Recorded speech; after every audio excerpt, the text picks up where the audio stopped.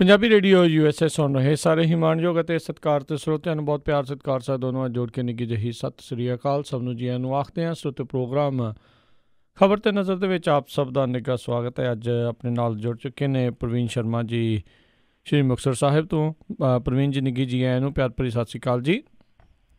ਸਤਿ ਸ਼੍ਰੀ ਅਕਾਲ ਜੀ। ਔਰ ਵਿਸ਼ਵ ਭਰ ਦੇ ਵਿੱਚ ਜਿੰਨੇ ਵੀ ਸਰੋਤੇ ਸਾਨੂੰ ਇਸ ਵੇਲੇ ਪੰਜਾਬੀ ਰੇਡੀਓ USA ਤੇ ਸੁਣਦੇ ਆ, ਸਾਰਿਆਂ ਨੂੰ ਪਿਆਰ ਸਤਿ ਸ਼੍ਰੀ ਅਕਾਲ ਜੀ।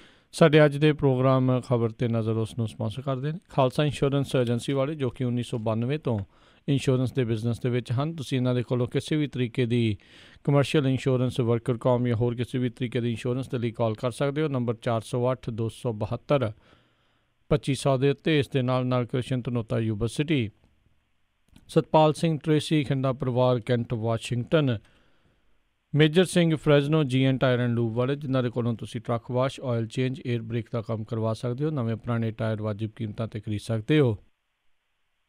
ਟਾਇਰ ਖਰੀਦਣ ਦੇ ਲਈ ਹੋਰ ਜਾਣਕਾਰੀ ਲਈ ਕਾਲ ਨਿੰਮਾ ਸੋਤਾ 209 277 0113 ਅਤੇ ਨਾਲ ਹੀ ਸ਼ਿਕਾਗੋ ਪੀਜ਼ਾ ਵਿਦ ਟਵਿਸਟ ਵਾਲੇ, ਜਿਨ੍ਹਾਂ ਦੇ ਕੋਲੋਂ ਤੁਸੀਂ ਹਰ ਤਰ੍ਹਾਂ ਦਾ veg, non veg, Indian style pizza ਤੁਸੀਂ ਆਰਡਰ ਕਰ ਸਕਦੇ ਹੋ। ਪੀਜ਼ਾ ਆਰਡਰ ਕਰਨ ਦੇ ਲਈ ਲੋਕੇਸ਼ਨ ਦੀ ਜਾਣਕਾਰੀ ਲਈ ਵੈਬਸਾਈਟ ਵਿਜ਼ਿਟ ਕਰੋ chicagopizzatwist.com। ਅਤੇ ਇਹਨਾਂ ਦੀ ਜਿਹੜੀ ਐਕਸਪੋ ਆ ਉਹ 14 ਤਰੀਕ ਨੂੰ ਜਿਹੜੀ ਉਹ ਹੋਣ ਜਾ ਰਹੀ ਹੈ, 11 ਵਜੇ ਤੋਂ ਲੈ ਕੇ 4 ਵਜੇ ਤੱਕ ਹੋਵੇਗੀ। ਉਸ ਦੇ ਬਾਰੇ ਜਾਣਕਾਰੀ ਤੁਸੀਂ ਐਡ ਦੇ ਜ਼ਰੀਏ ਵੀ ਸੁਣ ਰਹੇ ਹੋ। ਹੋਰ ਇਸ ਦੇ ਨਾਲ ਨਾਲ West Coast truck driving school Fresno ਵਾਲੇ, ਜਿਹੜੇ ਕਿ ਤੁਹਾਨੂੰ ਟਰੱਕ ਦਾ ਲਾਇਸੈਂਸ ਲੈਣ ਦੇ ਵਿੱਚ ਸਹਾਇਤਾ ਕਰਦੇ ਨੇ। ਇਸ ਦੇ ਬਾਰੇ ਜਾਣਕਾਰੀ ਲਈ ਕਾਲ ਕਰੋ ਅਜੀਤ ਅਟਵਾਲ 559 374 45 41 ਦੇ ਉੱਤੇ। ਇਹਨਾਂ ਸਾਰਿਆਂ ਦਾ ਅਸੀਂ ਬਹੁਤ ਬਹੁਤ ਧੰਨਵਾਦ ਕਰਦੇ ਹਾਂ। ਜੇਕਰ ਤੁਸੀਂ ਜਾਂ ਕੋਈ ਹੋਰ ਕਾਰੋਬਾਰ ਇਸ ਪ੍ਰੋਗਰਾਮ ਨੂੰ ਸਪਾਂਸਰ ਕਰਨਾ ਚਾਹੁੰਦੇ ਹੋ ਤਾਂ ਸੰਪਰਕ ਦੇ ਲਈ ਸੰਪਰਕ ਕਰ ਸਕਦੇ ਹੋ 408 722 7698 ਦੇ ਉੱਤੇ। ਗੱਲਬਾਤ ਦਾ ਸਿਲਸਿਲਾ ਪ੍ਰਵੀਨ ਜੀ ਸ਼ੁਰੂ ਕਰਦੇ ਹਾਂ। ਕਹਿੰਦੇ ਕੇਜਰੀਵਾਲ ਹੁਣੀ ਹੁਣ ਕਾਂਗਰਸ ਦੇ ਨਾਲ ਗੱਠਜੋੜ ਕਰਨ ਦੇ ਲਈ ਕਹਿ ਲਓ ਹਾੜੇ ਕੱਢਦੇ ਨੇ। ਦੇਖੋ, ਪਹਿਲਾਂ ਆਪਾਂ ਇੱਕ ਦਿਨ ਪਹਿਲਾਂ ਆਪਾਂ ਜੁੜੇ ਸੀਗੇ, ਤੁਹਾਡੇ ਨਾਲ ਸਬੱਬ ਹੋਇਆ ਸੀਗਾ, ਰਾਬਤਾ ਕਾਇਮ ਹੋਇਆ ਸੀ। ਉਸ ਦਿਨ ਆਪਾਂ ਗੱਲ ਕੀਤੀ ਸੀ ਦਿੱਲੀ ਦੀ, ਕਿ ਦਿੱਲੀ ਦੇ ਵਿੱਚ ਕਾਂਗਰਸ ਵਾਲਿਆਂ ਨੇ ਇਹਨਾਂ ਨੂੰ ਹੱਥ ਦਿਖਾਤਾ। ਮਤਲਬ ਸ਼ੀਲਾ ਦੀਕਸ਼ਿਤ ਨੇ ਇਹ ਗੱਲ ਕਹੀ ਸੀ ਕਿ ਮੈਂ ਆਮ ਆਦਮੀ ਪਾਰਟੀ ਦੇ ਨਾਲ ਗੱਠਜੋੜ ਨਹੀਂ ਕਰਨਾ। ਹੁਣ ਹਰਿਆਣੇ ਦੀ ਗੱਲ ਚੱਲੀ ਹੈ। ਹਰਿਆਣੇ ਦੇ ਵਿੱਚ ਕੀ ਹੈ? ਹਰਿਆਣੇ ਦੇ ਵਿੱਚ ਕੇਜਰੀਵਾਲ ਕਹਿੰਦੇ ਕਿ ਜੇਕਰ ਦੇਸ਼ ਦੇ ਲੋਕ ਇਹ ਗੱਲ ਚਾਹੁੰਦੇ ਹੈ ਕਿ ਅਸੀਂ ਅਮਿਤ ਸ਼ਾਹ ਤੇ ਮੋਦੀ ਨੂੰ ਹਰਾਉਣਾ ਹੈ, ਤੇ ਹਰਿਆਣੇ ਦੇ ਇੱਕ ਜਨਤਾ ਪਾਰਟੀ ਹੈ JJP, ਜਿਹੜੀ ਕਿ ਅਨੈਲੋ ਪਰਿਵਾਰ ਦਾ ਜਿਹੜਾ ਚਟਾਲਾ ਪਰਿਵਾਰ ਆ ਉਹਦੇ ਝਗੜੇ ਚੋਂ ਨਿਕਲੀ ਹੈ। ਤੇ ਆਮ ਆਦਮੀ ਪਾਰਟੀ ਤੇ ਕਾਂਗਰਸ ਨੂੰ ਇਕੱਠੇ ਲੜਨਾ ਚਾਹੀਦਾ ਤੇ 10 ਸੀਟਾਂ ਅਸੀਂ ਫੇਰ ਹੀ ਜਿੱਤ ਸਕਦੇ ਹਾਂ। ਅਸੀਂ ਕਹਿੰਦੇ ਕਿ ਰਾਹੁਲ ਜੀ ਨੂੰ ਇਸ ਤੇ ਵਿਚਾਰ ਕਰਨਾ ਚਾਹੀਦਾ ਹੈ। ਹੁਣ ਜਿਹੜਾ ਬੰਦਾ ਅੱਜ ਤੋਂ 4 ਸਾਲ ਪਹਿਲਾਂ ਇਹ ਕਹਿਣਾ ਹੁੰਦਾ ਸੀਗਾ ਕਿ ਗਾਂਧੀ ਪਰਿਵਾਰ ਮੁਲਕ ਨੂੰ ਲੁੱਟ ਕੇ ਖਾ ਗਿਆ, ਦੇਸ਼ ਦੇ ਵਿੱਚ ਸਾਡੇ ਜਿੰਨੇ ਪਾਰਟੀਆਂ ਨੇ ਸਾਰੀਆਂ ਭ੍ਰਿਸ਼ਟ ਹੋ ਚੁੱਕੀਆਂ ਔਰ ਇਹ ਮੌਕਾ ਪ੍ਰਸਤ ਪਾਰਟੀਆਂ, ਸਾਰਿਆਂ ਨੂੰ ਇਹ ਕੇਜਰੀਵਾਲ ਹੀ ਕਹਿੰਦੇ ਹੁੰਦੇ ਸੀਗੇ ਕਿ ਇਹ ਸਾਰੇ ਬੰਦੇ ਮੌਕਾ ਪ੍ਰਸਤ ਹੈ। ਜਿਵੇਂ ਇਹਨਾਂ ਦਾ ਲੋਟ ਆਉਂਦਾ ਉਵੇਂ ਹੀ ਕਰ ਲੈਂਦੇ ਆ। ਇਹ ਕਈ ਵਾਰੀ ਦੁਸ਼ਮਣ ਬਣ ਜਾਂਦੇ, ਕਈ ਵਾਰੀ ਦੋਸਤ ਬਣ ਜਾਂਦੇ ਆ। ਮਤਲਬ ਸਮਝੌਤਾਵਾਦੀ ਸਾਡੀ ਸਿਆਸਤ ਹੈ। ਤੇ ਕੇਜਰੀਵਾਲ ਹੁਣ ਕਿਹੜੇ ਪਾਸੇ ਤੁਰ ਪਏ ਆ? ਪਹਿਲਾਂ ਦਿੱਲੀ ਦੇ ਵਿੱਚ, ਪੰਜਾਬ ਦੇ ਵਿੱਚ ਜ਼ੋਰ ਮਾਰਿਆ। ਪੰਜਾਬ ਦੇ ਵਿੱਚ ਵੀ ਚਰਚਾ ਕਰਾਂਗੇ। ਟਕਸਾਲੀਆਂ ਦੇ ਨਾਲ ਜਿਹੜਾ ਰਫੜ ਪਿਆ ਹੋਇਆ, ਯਾਰੀ ਟੁੱਟਣ ਦੇ ਆਸਾਰ ਨੇ, ਉਹਦੇ ਬਾਰੇ ਵੀ ਚਰਚਾ ਕਰਾਂਗੇ। ਪੰਜਾਬ ਦੇ ਵਿੱਚ ਤਾਂ ਆਲਰੇਡੀ ਮਤਲਬ ਦਰਕਨਾਰ ਕਰ ਚੁੱਕੇ ਦੂਜੇ ਸਿਆਸੀ ਦਲ ਜਿਹੜੇ ਆ, ਜਿਨ੍ਹਾਂ ਦੇ ਨਾਲ ਸਾਂਝ ਸੀਗੀ ਜਾਂ ਜਿਨ੍ਹਾਂ ਦੇ ਨਾਲ ਚਾਰ ਗੱਲਾਂ ਰਲਦੀਆਂ ਸੀ। ਦਿੱਲੀ ਦੇ ਵਿੱਚ ਕਾਂਗਰਸ ਨੇ ਪਹਿਲੇ ਇਹਨਾਂ ਨੂੰ ਕਹਿਤਾ ਕਿ ਨਹੀਂ ਸਾਡੀ ਨਾ ਹੈ। ਹਰਿਆਣੇ ਦੇ ਵਿੱਚ ਵੀ ਜ਼ੋਰ ਮਾਰੀ ਜਾਂਦੇ ਆ। ਤੁਸੀਂ ਦਾਅਵੇ ਕਰਦੇ ਸੀ ਕਿ ਲੋਕਤੰਤਰ ਦੇ ਵਿੱਚ ਅਸੀਂ ਸਫਾਈ ਕਰਨੀ ਹੈ, ਮਤਲਬ ਜੇ ਤੁਸੀਂ ਗਟਰ ਨੂੰ ਸਾਫ਼ ਕਰਾਂ ਤੇ ਗਟਰ ਦੇ ਵਿੱਚ ਉਤਰਨਾ ਪੈਣਾ, ਇਹ ਕਹਿ ਕੇ ਸਿਆਸਤ ਦੇ ਵਿੱਚ ਆਏ ਸੀਗੇ। ਪਰ ਹੁਣ ਤੁਸੀਂ ਹਾੜੇ ਕੱਢ ਰਹੇ ਹੋ। ਕੁਛ ਲੋਕ ਜਿਹੜੇ ਆਲਮੀ ਪੱਧਰ ਦੇ ਪੱਤਰਕਾਰਤਾ ਕਰਦੇ ਆ, ਪੰਜਾਬੀ ਪੱਤਰਕਾਰਤਾ ਕਰਦੇ, ਉਹ ਕਹਿੰਦੇ ਉਹ ਇਹ ਗੱਲ ਨੂੰ ਇੱਕ ਠੋਕ ਕੇ ਕਹਿੰਦੇ ਆ ਕਿ ਕੇਜਰੀਵਾਲ ਨੇ ਪੰਜਾਬੀਆਂ ਨੂੰ ਵੱਲੋਂ ਦਿੱਤੀ ਗਈ ਰਿਸਪੈਕਟ, ਪੰਜਾਬੀਆਂ ਵੱਲੋਂ ਦਿੱਤਾ ਗਿਆ ਪੈਸਾ, ਪੰਜਾਬੀਆਂ ਵੱਲੋਂ ਦਿੱਤਾ ਗਿਆ ਖਾਸ ਸਹਿਯੋਗ ਕੇਜਰੀਵਾਲ ਸੰਭਾਲ ਨਹੀਂ ਸਕਿਆ। ਤੇ ਅੱਜ ਉਹ ਵਕਤੋਂ ਖੁੰਝੀ ਡੂਮਣੀ ਵਾਲੀ ਗੱਲ ਹੈ ਇਹਦੇ ਨਾਲ, ਕੇਜਰੀਵਾਲ ਦੇ ਨਾਲ, ਕਿ ਅੱਜ ਉੱਤਰ ਭਾਰਤ ਦੇ 3 ਸਟੇਟਾਂ ਦੇ ਵਿੱਚ ਮਾੜਾ ਮੋਟਾ ਪੁੱਛਗਿੱਛ ਹੈਗੀ ਹੈ। ਕਿਤੇ ਬੂਥ ਲੱਗਦਾ ਜਾਂ ਕਿਤੇ ਕੋਈ ਵਰਕਰ ਹੈ, ਕਿਤੇ ਕੋਈ ਅਹੁਦੇਦਾਰ ਹੈ। 3 ਰਾਜਾਂ ਦੇ ਵਿੱਚ ਤਰਲੋ ਮੱਛੀ ਹੋ ਰਿਹਾ ਕਿ ਸਾਡੇ ਨਾਲ ਕੋਈ ਗੱਠਜੋੜ ਕਰ ਲੈ, ਸਾਡੇ ਨਾਲ ਕੋਈ ਗੱਠਜੋੜ ਕਰ ਲੈ। ਤਾਂ ਅੱਜ ਦੀ ਘੜੀ ਇਹਨਾਂ ਨੂੰ ਕੋਈ ਹੱਥ ਨਹੀਂ ਫੜਾ ਰਿਹਾ। ਤਾਂ ਮੇਰਾ ਖਿਆਲ ਹੈ ਕਿ 67 ਸੀਟਾਂ ਤੋਂ ਲੈ ਕੇ ਗੱਠਜੋੜ ਦੇ ਲਈ ਤਰਲੋ ਮੱਛੀ ਹੋਣ ਵਾਲਾ ਜਿਹੜਾ ਸਫ਼ਰ ਹੈ ਨਾ, ਆਮ ਆਦਮੀ ਪਾਰਟੀ ਨੂੰ ਇਹਦੇ ਲਈ ਆਤਮ ਪੜਚੋਲ ਕਰਨਾ ਚਾਹੀਦਾ ਹੈ।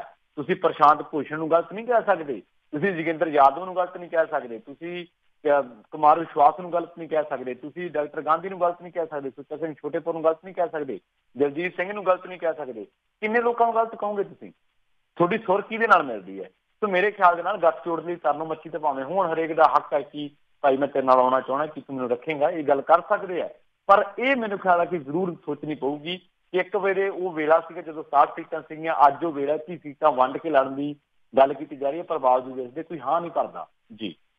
ਜੀ ਸੋ ਇੱਕ ਜਿਹੜੀ ਫਿਰ ਪ੍ਰਵੀਨ ਜੀ ਇਹ ਵੀ ਗੱਲ ਨਾਲ ਦੇ ਨਾਲ ਜਿਹੜੀ ਆ ਜਾਂਦੀ ਆ ਵੀ ਬਾਕੀ ਦੇ ਪਾਰਟੀਆਂ ਸਾਰਿਆਂ ਨੇ ਟਰਾਈ ਕਰਕੇ ਦੇਖੀਆਂ ਹੋਈਆਂ। ਇੱਕ ਦਿੱਲੀ ਦੇ ਵਿੱਚ ਹੀ ਜਿਹੜਾ ਇਹਨਾਂ ਨੂੰ ਮੌਕਾ ਮਿਲਿਆ, ਹੋਰ ਥਾਵਾਂ ਦੇ ਉੱਤੇ ਮੌਕਾ ਜਿਹੜਾ ਘੱਟ ਮਿਲਿਆ, ਅਤੇ ਹੁਣ ਇਹ ਦਿੱਲੀ ਵਾਲੇ ਡਿਸਾਈਡ ਕਰਨਗੇ ਵੀ ਉੱਥੇ ਉਹਨਾਂ ਨੂੰ ਕਿੰਨਾ ਦੀ ਜਿਹੜੀ ਕੰਮਕਾਜ ਆ ਚੰਗੇ ਲੱਗੇ ਆ ਮਾੜੇ ਲੱਗੇ ਆ। ਅਤੇ ਪਰ ਗੱਲ ਇਹ ਨਾ ਵੀ ਲੋਕਾਂ ਦੇ ਕੋਲ ਬਦਲ ਵੀ ਜਿਹੜਾ ਹੋਰ ਕੋਈ ਹੈ ਨਹੀਂ, ਅਤੇ ਸਿਆਸਤ ਹੈ ਹੀ ਜਿਹੜੀ ਹੈ ਇੱਦਾਂ ਦੀ ਆ ਵੀ ਇਹ ਕੋਈ ਨਾ ਕੋਈ ਕਿਸੇ ਨਾ ਕਿਸੇ ਪਾਸੇ ਜਿਹੜੀਆਂ ਟਪੂਸੀਆਂ ਵੀ ਮਾਰਦੇ ਆ ਅਤੇ ਹੱਥ ਵੀ ਜਿਹੜੇ ਬਹੁਤ ਮਿਲਾਉਂਦੇ ਰਹਿੰਦੇ ਨੇ ਜੀ। ਅਤੇ ਪ੍ਰਵੀਨ ਜੀ ਅਗਲੀ ਜਿਹੜੀ ਆਪਾਂ ਗੱਲ ਕਰਦੇ, ਕਹਿੰਦੇ ਜਿਹੜੀ ਪੁਲਿਸ ਮੁਖੀ ਲਾਉਣ ਬਾਰੇ ਸੁਪਰੀਮ ਕੋਰਟ ਦੇ ਨਵੇਂ ਹੁਕਮ ਨੇ। ਦੇਖੋ ਇੱਕ ਨਾ ਆਪਣੇ ਪ੍ਰਕਾਸ਼ ਸਿੰਘ ਨੇ, ਉਹ ਉੱਤਰ ਪ੍ਰਦੇਸ਼ ਦੇ ਸਾਬਕਾ DGP ਹੈ, ਇਹਨਾਂ ਦੀ ਅਪੀਲ ਤੇ ਸੁਪਰੀਮ ਕੋਰਟ ਨੇ ਇਹ ਗੱਲ ਕਹੀ ਹੈ ਕਿ ਜਿਹੜੇ ਵੀ ਅਧਿਕਾਰੀਆਂ ਦਾ ਕਾਰਜਕਾਲ ਘੱਟ ਤੋਂ ਘੱਟ 6 ਮਹੀਨੇ ਦਾ ਨਾ, ਉਹਨਾਂ ਨੂੰ ਪੁਲਿਸ ਡਾਇਰੈਕਟਰ ਜਨਰਲ ਦੇ ਅਹੁਦੇ ਦੇ ਲਈ ਵਿਚਾਰਿਆ ਜਾ ਸਕਦਾ ਹੈ। ਜਿਹੜਾ ਵੇਨੂ ਗੋਪਾਲ ਹੈ, ਸਰਕਾਰ ਦਾ ਜਿਹੜਾ ਆਪਾਂ ਕਹਿੰਦੇ ਕਿ ਅਟਾਰਨੀ ਜਨਰਲ ਹੈ, ਉਹ ਕਹਿੰਦਾ ਕਿ ਪਿੱਛੇ ਦਾ ਵਿਰੋਧ ਕੀਤਾ ਸੀਗਾ ਵੇਨੂ ਗੋਪਾਲ ਨੇ। ਉਹ ਕਹਿੰਦਾ ਸੀਗਾ ਕਿ ਕੋਰਟ ਨੇ ਰਿਟਾਇਰਮੈਂਟ ਦੇ ਨੇੜੇ ਪਹੁੰਚ ਕੇ ਜਿਹੜੇ ਪੁਲਿਸ ਅਧਿਕਾਰੀ ਹੈ ਉਹਨਾਂ ਨੂੰ ਪੁਲਿਸ ਜਨਰਲ ਨਿਯੁਕਤ ਕਰਨ ਦੀ ਕੋਈ ਸੂਬੇ ਦੀ ਰਿਵਾਇਤ ਹੈ, ਉਹਨੂੰ ਧਿਆਨ ਦੇ ਵਿੱਚ ਰੱਖਦੇ ਹੋਏ ਆਪਣਾ ਆਦੇਸ਼ ਪਾਸ ਕੀਤਾ ਸੀਗਾ। ਹੁਣ ਕੁਝ ਜਿਹੜੇ ਰਾਜ ਆ ਉਹ ਕਹਿੰਦੇ ਕਿ ਨਹੀਂ, ਇਸ ਤਰ੍ਹਾਂ ਨਹੀਂ ਹੋਣਾ ਚਾਹੀਦਾ, ਪਰ ਜਿਹੜੇ ਸਾਬਕਾ DGP ਨੇ ਪ੍ਰਕਾਸ਼ ਸਿੰਘ, ਉੱਤਰ ਪ੍ਰਦੇਸ਼ ਦੇ DGP ਹੈ, ਇਹ ਕਹਿੰਦੇ ਕਿ ਨਹੀਂ ਜੀ, ਮੈਂ ਸੁਪਰੀਮ ਕੋਰਟ ਦੇ ਵਿੱਚ ਗਿਆ ਵਾਂ ਤੇ ਸੁਪਰੀਮ ਕੋਰਟ ਨੇ ਬਕਾਇਦਾ ਡਾਇਰੈਕਸ਼ਨ ਜਾਰੀ ਕੀਤੀ ਹੈ ਕਿ ਜਿਹੜੇ ਵੀ 6 ਮਹੀਨੇ ਪਏ ਆ, ਦੇਖੋ 6 ਮਹੀਨੇ ਜੇ ਤਾਂ ਘੱਟ ਆ ਤਾਂ ਉਹ ਤਾਂ ਗੱਲ ਵੱਖਰੀ ਹੈ, ਪਰ ਜੇਕਰ 6 ਮਹੀਨੇ ਕਿਸੇ ਬੰਦੇ ਦੇ ਪਏ ਆ ਤਾਂ ਉਹ ਬੰਦੇ ਨੂੰ ਤੁਸੀਂ ਪੁਲਿਸ ਡਾਇਰੈਕਟਰ ਜਨਰਲ DGP ਯਾਨੀ ਕਿ ਲਾ ਸਕਦੇ, DGP ਆਫ ਪੁਲਿਸ ਲਾਇਆ ਜਾ ਸਕਦਾ ਹੈ। ਦੇਖੋ ਪਹਿਲਾਂ ਵੀ ਤੁਸੀਂ ਦੇਖਿਆ ਹੋਣਾ ਕਿ ਬਹੁਤ ਸਾਰੀਆਂ ਗੱਲਾਂ ਜਿਹੜੀਆਂ ਨੇ ਇੱਥੇ ਸੁਣਨ ਨੂੰ ਮਿਲੀਆਂ ਸੀਗੀਆਂ। ਜਦੋਂ ਦਿਨਕਰ ਗੁਪਤਾ ਨੂੰ DGP ਲਾਇਆ ਗਿਆ ਸੀਗਾ, ਉਦੋਂ ਵੀ ਕਾਫੀ ਕਿੰਤੂ ਪ੍ਰੰਤੂ ਹੋਇਆ ਸੀਗਾ। ਜਦੋਂ ਗੱਲ ਚੱਲਦੀ ਹੈ ਨਾ ਪੁਲਿਸ ਦੇ ਵਿੱਚ, ਇਹ ਤਾਂ ਗੱਲ ਚੱਲਦੀ ਰਹਿੰਦੀ ਹੈ, ਝਗੜੇ ਆਮ ਤੌਰ ਤੇ ਰਾਜ ਵੀ ਕਈ ਵਾਰੀ ਸੁਪਰੀਮ ਕੋਰਟ ਦੇ ਵਿੱਚ ਚਲੇ ਜਾਂਦੇ, ਜਾਂ ਕੋਈ ਪੁਲਿਸ ਆਫੀਸ਼ੀਅਲ ਚਲਾ ਜਾਂਦਾ ਕਿ ਮੈਨੂੰ ਜੀ ਮੈਂ ਸੀਨੀਅਰ ਸੀਗਾ, ਜੂਨੀਅਰ ਨੂੰ ਲਾਤਾ, ਮੈਨੂੰ ਨਹੀਂ ਲਾਇਆ। ਚਲੋ ਖੈਰ, ਦੂਜੇ ਪਾਸੇ ਜਿਹੜੀ ਪੁਲਿਸ ਰਿਫਾਰਮ ਦੀ ਜਦੋਂ ਗੱਲ ਚੱਲਦੀ ਹੈ ਨਾ, ਉਦੋਂ ਰਾਜ ਵੀ ਚੁੱਪ ਕਰ ਜਾਂਦੇ ਆ ਤੇ ਕੇਂਦਰ ਸਰਕਾਰਾਂ ਵੀ ਚੁੱਪ ਕਰ ਜਾਂਦੀਆਂ। ਅੱਜ ਤੋਂ ਕੁਝ ਸਾਲ ਪਹਿਲਾਂ, ਯਾਨੀ ਕਿ 7-8 ਸਾਲ ਪਹਿਲਾਂ ਸੁਪਰੀਮ ਕੋਰਟ ਨੇ ਡਾਇਰੈਕਸ਼ਨ ਦਿੱਤੀ ਸੀ, ਮੈਨੂੰ ਯਾਦ ਹੈ ਮੈਂ ਪੜ੍ਹਦਾ ਹੁੰਦਾ ਸੀ ਉਦੋਂ, ਸੁਪਰੀਮ ਕੋਰਟ ਨੇ ਡਾਇਰੈਕਸ਼ਨ ਦਿੱਤੀ ਸੀ 6 ਸੁਧਾਰਾਂ ਦੀ ਗੱਲ ਉਹਨਾਂ ਨੇ ਕੀਤੀ ਸੀ ਪੁਲਿਸ ਰਿਫਾਰਮ ਦੇ ਵਿੱਚ, ਜਿਹਦੇ ਵਿੱਚ DGP ਲਾਉਣ ਬਾਰੇ ਵੀ ਗੱਲਾਂ ਸੀਗੀਆਂ। ਉਹ 6 ਸੁਧਾਰ ਅੱਜ ਤੱਕ ਕਿੱਥੇ ਲਾਗੂ ਹੋਏ ਆ, ਕੀ ਕੀਤਾ, ਉਹਨਾਂ ਬਾਰੇ ਕੋਈ ਨਹੀਂ ਬੋਲਦਾ। ਨਾ ਰਾਜ ਸਰਕਾਰ ਬੋਲਦੀ ਹੈ, ਨਾ ਪੁਲਿਸ ਬੋਲਦੀ ਹੈ, ਤੇ ਨਾ ਹੀ ਕੇਂਦਰ ਸਰਕਾਰ ਬੋਲਦੀ ਹੈ। ਕਹਿਣ ਦੀ ਗੱਲ ਹੈ ਵੀ ਜਦੋਂ ਤੱਕ ਕੋਈ ਵਿਅਕਤੀ ਵਿਸ਼ੇਸ਼ ਦੀ ਨਿਯੁਕਤੀ ਦੀ ਗੱਲ ਆਉਂਦੀ ਹੈ, ਉਹ ਤਾਂ ਸੁਪਰੀਮ ਕੋਰਟ ਤੱਕ ਵੀ ਝਗੜੇ ਪਹੁੰਚ ਜਾਂਦੇ ਆ। ਪਰ ਜਦੋਂ ਇਹ ਗੱਲ ਆਉਂਦੀ ਹੈ ਕਿ ਪੁਲਿਸ ਰਿਫਾਰਮ ਕਰਨੀ ਚਾਹੀਦੀ ਹੈ, ਪੁਲਿਸ ਦੀ ਡਿਊਟੀ ਦਾ ਕੋਈ ਸਮਾਂ ਹੋਣਾ ਚਾਹੀਦਾ, ਪੁਲਿਸ ਦੇ ਵਿੱਚ ਪੁਲਿਸ ਨੂੰ ਜਵਾਬਦੇਹੀ ਹੋਣੀ ਚਾਹੀਦੀ ਹੈ, ਜਾਂ ਪੁਲਿਸ ਕਿਹੜੇ ਤਰੀਕੇ ਨਾਲ ਕੰਮ ਕਰੇ, ਕਾਨੂੰਨ ਲਾਗੂ ਕਰਨਾ ਪੁਲਿਸ ਦਾ ਕੰਮ ਹੈ, ਕਾਨੂੰਨ ਥੋਪਣਾ ਪੁਲਿਸ ਦਾ ਕੰਮ ਨਹੀਂ ਹੈ। ਸੋ ਜਦੋਂ ਇਹ ਚੀਜ਼ਾਂ ਆਉਂਦੀਆਂ, ਰਿਫਾਰਮ ਦੀ ਗੱਲ ਚੱਲਦੀ ਹੈ, ਉਦੋਂ ਸਾਰੇ ਚੁੱਪ ਜੀ। ਜੀ ਜੀ ਅਗਲੀ ਖਬਰ 'ਤੇ ਨਜ਼ਰ ਮਾਰਦੇ ਹਾਂ। ਆਰਥਿਕ ਅਤੇ ਰਾਜਨੀਤਿਕ ਪ੍ਰਣਾਲੀ 'ਤੇ ਲੋਕਾਂ ਨੂੰ ਨਹੀਂ ਮਿਲਦੇ ਇੱਕੋ ਜਿਹੇ ਮੌਕੇ, ਰਘੂ ਰਾਮ ਰਾਜਨ ਦਾ ਬਿਆਨ। ਦੇਖੋ ਰਘੂ ਰਾਮ ਰਾਜਨ ਆ ਨਾ, ਜਿਹੜੇ ਰਿਜ਼ਰਵ ਬੈਂਕ ਦੇ ਸਾਬਕਾ ਗਵਰਨਰ ਹੈ, ਰਘੂ ਰਾਮ ਰਾਜਨ ਬਹੁਤ ਇੱਕ ਸੁਲਝੇ ਹੋਏ ਬੰਦੇ ਆ। ਉਹਨਾਂ ਦੀ ਜਿਹੜੀ ਟਿੱਪਣੀ ਹੈ ਨਾ, ਉਹਨੂੰ ਆਪਾਂ ਇਹ ਨਹੀਂ ਕਹਿ ਸਕਦੇ ਕਿ ਜਿਵੇਂ ਆਮ ਸਾਡੇ ਸਿਆਸਤਦਾਨ ਜਿਹੜੇ 10ਵੀਂ ਫੇਲ ਵੀ ਬਿਆਨ ਦੇ ਦਿੰਦੇ ਆ। ਕਈ ਵਾਰੀ ਸਾਨੂੰ ਮਜਬੂਰੀ ਵਸ ਉਹਨਾਂ ਦੇ ਬਿਆਨ ਤੇ ਚਰਚਾ ਕਰਨੀ ਹੁੰਦੀ ਹੈ, ਕਿਉਂਕਿ ਉਹਨਾਂ ਦੇ ਬਿਆਨਾਂ ਦੇ ਵਿੱਚੋਂ ਫਿਰਕੂ ਬਦਬੂ ਆਉਂਦੀ ਹੁੰਦੀ ਹੈ, ਤੇ ਫਿਰ ਉਹਨਾਂ ਬਾਰੇ ਲੋਕਾਂ ਨੂੰ ਦੱਸਣਾ ਜਾਂ ਇਹਨਾਂ ਚੀਜ਼ਾਂ ਬਾਰੇ ਚਰਚਾ ਕਰਨੀ ਲਾਜ਼ਮੀ ਹੈ, ਕਿਉਂਕਿ ਜੇ ਚਰਚਾ ਨਾ ਕੀਤੀ ਤਾਂ ਇਹ ਲੋਕ ਬੇਲਗਾਮ ਹੋਰ ਹੋ ਜਾਣਗੇ, ਇਹਨਾਂ ਨੂੰ ਖੁੱਲ੍ਹ ਮਿਲੂਗੀ। ਰਘੂ ਰਾਮ ਰਾਜਨ ਦੇ ਬਿਆਨ ਨੂੰ ਤੁਸੀਂ ਦਰਕਨਾਰ ਜਾਂ ਤੁਸੀਂ ਅੱਖੋਂ ਪਰੋਖੀ ਨਹੀਂ ਕਰ ਸਕਦੇ। ਸਾਬਕਾ ਗਵਰਨਰ ਰਿਹਾ ਉਹ RBI ਦਾ, ਉਸੇ RBI ਦਾ ਜਿਹੜੀ RBI ਦੇ ਇਸ ਵੇਲੇ ਧੌਣ ਤੇ ਗੋਡਾ ਰੱਖਿਆ ਸੀਗਾ ਮੋਦੀ ਸਰਕਾਰ ਨੇ, ਅਮਿਤ ਸ਼ਾਹ ਹੋਰਾਂ ਨੇ, ਜੇਤਲੀ ਹੋਰਾਂ ਨੇ। ਉਹ ਕਹਿੰਦਾ ਕਿ ਪੂੰਜੀਵਾਦ ਗੰਭੀਰ ਖਤਰੇ 'ਚ ਹੈ। ਸਾਡੇ ਮੁਲਕ ਦਾ ਮਾਡਲ ਆ ਪੂੰਜੀਵਾਦ ਦਾ। ਪੂੰਜੀਵਾਦ ਉਹ ਕਹਿੰਦਾ ਗੰਭੀਰ ਖਤਰੇ ਦੇ ਵਿੱਚ ਹੈ, ਕਿਉਂਕਿ ਇੱਥੇ ਲੋਕਾਂ ਨੂੰ ਅਵਸਰ ਨਹੀਂ ਮਿਲਦੇ, ਮੌਕੇ ਨਹੀਂ ਮਿਲਦੇ। ਜਦੋਂ ਵੀ ਇਹੋ ਜਿਹਾ ਹੁੰਦਾ ਤਾਂ ਪੂੰਜੀਵਾਦ ਦੇ ਖਿਲਾਫ ਵਿਦਰੋਹ ਵੀ ਖੜਾ ਹੋ ਸਕਦਾ, ਸੰਭਾਵਨਾਵਾਂ ਨੇ। ਹੁਣ ਤੁਹਾਨੂੰ ਮੈਂ ਇੱਕ ਰਿਪੋਰਟ ਦਾ ਹਵਾਲਾ ਦਿੰਦਾ। ਰਿਪੋਰਟ ਆਈ ਸੀ ਉਹ 2016 ਦੇ ਵਿੱਚ ਵੀ ਆਈ ਸੀ, 2018 ਦੇ ਵਿੱਚ ਆਈ ਸੀ, ਗਲੋਬਲ ਵੈਲਥ ਰਿਪੋਰਟ। ਉਹ ਰਿਪੋਰਟ ਕੀ ਕਹਿੰਦੀ ਹੈ ਕਿ ਜਿਹੜੇ 10% ਸਾਡੇ ਇੰਡੀਅਨਸ ਹੈ, ਜਿਹੜੇ ਅਮੀਰ ਸਾਡੇ ਮੁਲਕ ਦੇ 10% ਹੈ, ਉਹਨਾਂ ਕੋਲੇ 74% ਸਾਡੇ ਮੁਲਕ ਦੀ ਜਾਇਦਾਦ ਕਹਿ ਲਓ, ਦੌਲਤ ਕਹਿ ਲਓ।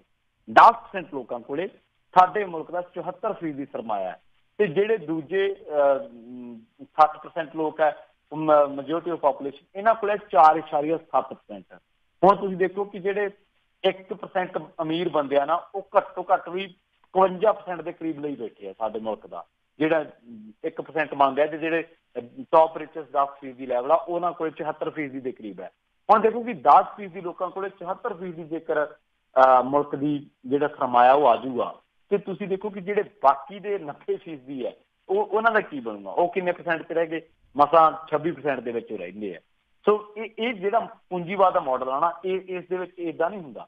ਪੂੰਜੀਵਾਦ ਦੇ ਮਾਡਲ ਦੇ ਵਿੱਚ ਸਾਰਿਆਂ ਨੂੰ ਸਮਾਨ ਅਵਸਰ ਮਿਲਦੇ ਆ। ਚਾਈਨਾ ਸਾਡੇ ਮਸਲੇ ਦੇ ਵਿੱਚ ਅੱਗੇ ਆ, ਹਾਲਾਂਕਿ ਫਿਗਰ ਆਊਟ ਕਰਾਂਗੇ ਤਾਂ ਚਾਈਨਾ ਦੀ ਜਿਹੜੀ ਪਰਫਾਰਮੈਂਸ ਹੈ ਉਹ ਸਾਡੇ ਨਾਲ ਕਿਤੇ ਜ਼ਿਆਦਾ ਬਿਹਤਰ ਹੈ। ਚਾਈਨਾ ਦੇ ਵਿੱਚ ਮੌਕੇ ਜ਼ਿਆਦਾ ਦਿੱਤੇ ਆ, ਪਰ ਸਾਡੇ ਇੱਥੇ ਮੁਲਕ ਦੇ ਵਿੱਚ ਜਿਹੜਾ ਭ੍ਰਿਸ਼ਟਾਚਾਰੀ ਹੈ ਜਾਂ ਸਿਆਸਤ ਨੇ ਕਾਰਪੋਰੇਟਰ ਦੇ ਨਾਲ ਯਾਰੀਆਂ ਪਾਈਆਂ, ਤੇ ਇਹਨਾਂ ਚੀਜ਼ਾਂ ਨੇ ਆਮ ਬੰਦੇ ਨੂੰ ਅੱਗੇ ਵਧਣ ਦੇ ਮੌਕੇ ਜਿਹੜੇ ਆ ਰੋਕ ਦਿੱਤੇ ਆ। ਭ੍ਰਿਸ਼ਟਾਚਾਰੀ ਕਰਕੇ ਜਾਂ ਲੋਕਤੰਤਰ ਜਿਹੜਾ ਵਾ ਯੋਗਤੰਤਰ ਬਣਨ ਕਰਕੇ ਕੁਝ ਕਾਰਪੋਰੇਟ ਅਦਾਰੇ ਆਏ ਆ, ਉਹਨਾਂ ਨੇ ਨੀਤੀਆਂ ਆਪਣੇ ਹਿਸਾਬ ਦੇ ਨਾਲ ਬਣਾਈਆਂ। ਨੀਤੀਆਂ ਆਪਣੇ ਹਿਸਾਬ ਦੇ ਨਾਲ ਬਣਾਉਣ ਦੇ ਨਾਲ ਉਹਨਾਂ ਨੇ ਕੁਦਰਤੀ ਸਰੋਤਾਂ ਦੀ ਲੁੱਟ ਕੀਤੀ ਹੈ, ਮਾਈਨਿੰਗ ਟਾਈਪ ਜਾਂ ਹੋਰ ਆਕਸ਼ਨ ਟਾਈਪ। ਤਾਂ ਉਹਨਾਂ ਚੀਜ਼ਾਂ ਕਰਕੇ ਤੇਲ ਦੇ ਮਸਲੇ ਦੇ ਵਿੱਚ ਲੈ ਲਓ ਤੁਸੀਂ, ਪੈਟਰੋਲ ਦੇ ਭਾਅ ਕਿੱਥੇ ਹੈ, ਮਾਈਨਿੰਗ ਦੀ ਗੱਲ ਕਰ ਲਓ, ਭਾਵੇਂ ਸੈਂਡ ਮਾਈਨਿੰਗ ਦੀ ਕਰ ਲਓ, ਹੋਰ ਕੋਲ ਮਾਈਨਿੰਗ ਦੀ ਕਰ ਲਓ, ਕਿੰਨੀਆਂ ਚੀਜ਼ਾਂ ਨੇ। ਤਾਂ ਜਦੋਂ ਕਾਰਪੋਰੇਟ ਅਦਾਰਿਆਂ ਦਾ ਇੱਥੇ ਜਮਾਵੜਾ ਹੋ ਗਿਆ ਨਾ, ਉਹਨਾਂ ਦਾ ਇੱਥੇ ਇੱਕ ਅਧਿਕਾਰ ਉਹਨਾਂ ਨੇ ਜਮਾ ਲਿਆ ਇੱਕ ਤਰੀਕੇ ਨਾਲ ਆਪਣੇ ਮੋਹਰਿਆਂ ਦੇ ਜ਼ਰੀਏ, ਤਾਂ ਫਿਰ ਕੈਪੀਟਲਿਜ਼ਮ ਦਾ ਜਿਹੜਾ ਮਾਡਲ ਆ ਉਹ ਤੁਹਾਡਾ ਧਵਸਤ ਹੋ ਗਿਆ ਇੱਕ ਤਰੀਕੇ ਨਾਲ। ਤਾਂ ਰਘੂ ਰਾਜਨ ਦੀ ਜਿਹੜੀ ਟਿੱਪਣੀ ਛੋਟੀ ਨਹੀਂ, ਅਸਿੱਧੇ ਤਰੀਕੇ ਨਾਲ ਉਹਨਾਂ ਨੇ ਹਕੂਮਤਾਂ ਦੇ ਯਾਰਾਂ ਤੇ ਇੱਕ ਵਿਅੰਗ ਕੀਤਾ ਵਾ ਜੀ। ਜੀ ਜੀ ਜੀ। ਅਗਲੀ ਪ੍ਰਵੀਨ ਜੀ ਖਬਰ ਕਰਦੇ ਹਾਂ, BSNL ਦੇ 1.76 ਲੱਖ ਮੁਲਾਜ਼ਮਾਂ ਨੂੰ ਨਹੀਂ ਮਿਲੀ ਫਰਵਰੀ ਮਹੀਨੇ ਦੀ ਤਨਖਾਹ। ਦੇਖੋ ਸਾਡੇ ਮੁਲਕ ਦੇ ਵਿੱਚ ਪਤਾ ਨਹੀਂ ਤਨਖਾਹ ਕਿਉਂ ਨਹੀਂ ਮਿਲਦੀ। ਇੱਥੇ ਤਾਂ ਪਕੌੜੇ ਤਲਣ ਵਾਲਾ ਵੀ ਵਧੀਆ ਰੁਜ਼ਗਾਰ ਆ, ਉੱਥੇ ਤਾਂ ਇੱਕ ਤਾਂ ਚਾਹ ਬਣਾਉਣ ਵਾਲੇ ਨੂੰ ਲੋਕ ਪ੍ਰਧਾਨ ਮੰਤਰੀ ਬਣਾ ਦਿੰਦੇ ਆ। ਇੱਥੇ ਇਹਨਾਂ ਇਹ ਗੱਲਾਂ ਨੇ, ਮੁਲਕ ਸਾਡਾ ਬੜਾ ਖੁਸ਼ਹਾਲ ਹੈ। ਪਰ ਦੁੱਖ ਦੀ ਗੱਲ ਹੈ ਕਿ ਜਿਹੜੀ ਕਾਰਪੋਰੇਟ ਵਾਲੀ ਗੱਲ ਆਪਾਂ ਕਰਕੇ ਹਟੇ ਆ ਨਾ, ਉਹਦੀ ਇੱਥੇ ਮੈਂ ਤੁਹਾਨੂੰ ਮਿਸਾਲ ਦਿੰਦਾ ਵਾਂ। ਇਹਨਾਂ ਨੇ ਜਿਹੜੇ ਮੋਦੀ ਹੋਣੀ ਹੈ, ਜਿਹੜੇ ਮੋਦੀ ਦੀ ਸਰਕਾਰ ਹੁਣ ਗਈ ਹੈ, ਮੋਦੀ ਸਾਹਿਬ ਕਹਿ ਦਿੰਦੇ ਆਪਾਂ, ਮੋਦੀ ਸਾਹਿਬ ਨੇ ਕਿਹਾ ਸੀ ਕਿ ਸਕਿੱਲ ਇੰਡੀਆ ਲਿਆਵਾਂਗੇ। ਮੋਦੀ ਸਾਹਿਬ ਕਹਿੰਦੇ ਸਬਕਾ ਸਾਥ ਸਬਕਾ ਵਿਕਾਸ, ਪਰ 3-4 ਬੰਦਿਆਂ ਦਾ ਵਿਕਾਸ ਕੁਝ ਜ਼ਿਆਦਾ ਹੀ ਕਰਤਾ। ਉਹਦੇ ਚ ਮੋਦੀ 2-3 ਹੈਗਾ, ਲਲਿਤ ਮੋਦੀ ਹੋ ਗਿਆ, ਨੀਰਵ ਮੋਦੀ ਹੋ ਗਿਆ, ਵਿਜੇ ਮਾਲੀਆ ਹੋ ਗਿਆ, ਮੇਹੁਲ ਚੌਕਸੀ ਹੋ ਗਿਆ, ਬੜੇ ਇਸ ਤਰ੍ਹਾਂ ਦੇ ਆ ਜਿਨ੍ਹਾਂ ਦਾ ਵਿਕਾਸ ਥੋੜਾ ਜ਼ਿਆਦਾ ਹੀ ਕਰਤਾ ਇਹਨਾਂ ਨੇ। ਪਰ BSNL ਨੂੰ ਖੁੱਡੇ ਲੈਣ ਲਾਤਾ। ਕਿਹਨੇ ਲਾਤਾ? ਰਿਲਾਇੰਸ ਜੀਓ ਨੇ। ਜੇਕਰ ਮੋਦੀ ਸਰਕਾਰ ਰਿਲਾਇੰਸ ਜੀਓ ਨੂੰ 4G ਸਪੈਕਟਰਮ ਦੇ ਸਕਦੀ ਹੈ, ਫਿਰ BSNL ਨੂੰ ਕਿਉਂ ਨਹੀਂ? ਇੱਕ ਪਾਸੇ ਲੋਕਾਂ ਕੋਲੇ ਇੱਕ ਵਧੀਆ ਲਾਰੀ ਹੈ, ਇੱਕ ਪਾਸੇ ਘੜੂਕਾ ਵਾ। ਘੜੂਕੇ ਤੇ ਲੋਕ ਥੋੜ੍ਹੇ ਚੜ੍ਹਨਗੇ ਜਦੋਂ ਉਹਨਾਂ ਕੋਲ ਲਾਰੀ ਹੈ, ਜਦੋਂ ਉਹਨਾਂ ਕੋਲ 4G ਹੈ, ਰਿਲਾਇੰਸ ਜੀਓ ਹੈ ਜਾਂ ਏਅਰਟੈਲ ਹੈ ਜਾਂ ਜਿੰਨੇ ਵੀ 4G ਸਪੈਕਟਰਮ ਹੈ, ਤੇ ਇੱਕ ਪਾਸੇ BSNL ਹੈ। ਹਾਲਤ ਇਹ ਹੋ ਗਈ ਹੈ ਰਾਜ ਜੀ ਕਿ BSNL ਦੀ ਹਾਲਤ ਇੰਨੀ ਮੰਦੀ ਹੋ ਗਈ ਹੈ ਇਸ ਵੇਲੇ। ਜਿਹੜੀ ਸਰਕਾਰੀ ਟੈਲੀਕਾਮ ਆ ਨਾ, ਭਾਰਤ ਸੰਚਾਰ ਨਿਗਮ ਲਿਮਟਿਡ, BSNL ਜਿਹਨੂੰ ਅਸੀਂ ਸ਼ਾਰਟ ਫਾਰਮ ਦੇ ਵਿੱਚ ਕਹਿ ਰਹੇ ਹਾਂ, ਗੰਭੀਰ ਆਰਥਿਕ ਸੰਕਟ ਦਾ ਸਾਹਮਣਾ ਕਰ ਰਹੀ ਹੈ। ਕੰਪਨੀ ਨੇ ਆਪਣੇ ਕਰਮਚਾਰੀਆਂ ਨੂੰ ਫਰਵਰੀ ਮਹੀਨੇ ਦਾ ਜਿਹੜਾ ਤਨਖਾਹ ਹੈ ਹਾਲੇ ਤੱਕ ਨਹੀਂ ਕਰ ਸਕੀ ਕੰਪਨੀ। ਇੰਨਾ ਮਾੜਾ ਹਾਲ ਹੈ। ਤੇ ਸਰਕਾਰੀ ਜਿਹੜਾ ਕਰਮਚਾਰੀ ਸੰਘ ਆ, ਉਹਨੇ ਸਰਕਾਰ ਨੂੰ ਪੱਤਰ ਲਿਖਿਆ, ਉਹ ਕਹਿੰਦੇ ਸਾਡੇ ਧਿਆਨ ਦਿਓ ਤੁਸੀਂ। BSNL ਦੇ ਜਿਹੜਾ ਵਿੱਤੀ ਸੰਕਟ ਉਹਦੇ ਕਰਕੇ ਲਗਭਗ 1,76,000 ਮੁਲਾਜ਼ਮਾਂ ਨੂੰ ਫਰਵਰੀ ਮਹੀਨੇ ਦਾ ਤਨਖਾਹ ਨਹੀਂ ਮਿਲੀ। ਇਹ ਗੱਲ ਕਹਿੰਦੀ ਹੈ ਇੰਡੀਅਨ ਐਕਸਪ੍ਰੈਸ ਦੀ ਇੱਕ ਖਬਰ, ਉਹਨਾਂ ਨੇ ਖਬਰ ਕੱਢ ਕੇ ਲਿਆਂਦੀ ਹੈ।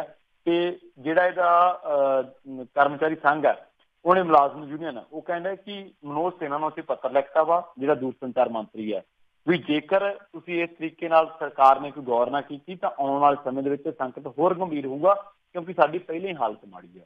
ਦੇਖੋ ਜਦੋਂ ਕੋਈ ਮੁਲਾਜ਼ਮ ਸੰਘ ਜਾਂ ਮੰਤਰੀ ਕੋਲ ਗੱਲ ਚਲੀ ਜਾਵੇ ਨਾ, ਤੇ ਗੱਲ ਅਖਬਾਰਾਂ 'ਚ ਆ ਜੇ, ਰਾਜੂ ਗੱਲ ਛੋਟੀ ਨਹੀਂ ਹੁੰਦੀ। 1,76,000 ਮੁਲਾਜ਼ਮਾਂ ਨੂੰ ਤਨਖਾਹ ਨਾ ਮਿਲੇ ਤੇ ਇਹ ਰੇਸ਼ੋ ਕੋਈ ਛੋਟੀ ਨਹੀਂ ਹੈ। ਪਰ ਇੱਥੇ ਕੀ ਹੈ ਕਿ ਜੀਓ ਵਾਲਿਆਂ ਨੂੰ ਜਾਂ ਹੋਰ ਕੰਪਨੀਆਂ ਨੂੰ ਤਾਂ ਸਮੇਂ ਦੇ ਹਾਨੀ ਕਰਤਾ, ਸਪੈਕਟਰਮ ਵੇਚਤਾ, ਚਲੋ ਅਗਲਿਆਂ ਨੇ ਲੈ ਲਿਆ, ਪਰ BSNL ਨੂੰ ਕਿਹਨੇ ਚੱਕਣਾ ਸੀਗਾ? ਇਸੇ ਤਰ੍ਹਾਂ ਜਿਹੜਾ ਰਫੇਲ ਦਾ ਮਾਮਲਾ ਵਾ, ਉਹਦੇ 'ਚ ਜਿਹੜੀ ਹਿੰਦੁਸਤਾਨ ਐਰੋਨੇਟਿਕਸ ਲਿਮਟਿਡ ਹੈ, ਉਹਨੂੰ ਪਾਸੇ ਕੀਤਾ ਗਿਆ। ਜੀਓ ਨੂੰ ਉੱਥੇ ਅਨਿਲ ਅੰਬਾਨੀ ਵਾਲਿਆਂ ਨੂੰ ਜਿਹੜਾ ਵਾ ਉਹ ਰਿਲਾਇੰਸ ਵਾਲਿਆਂ ਨੂੰ ਦਿੱਤਾ ਗਿਆ।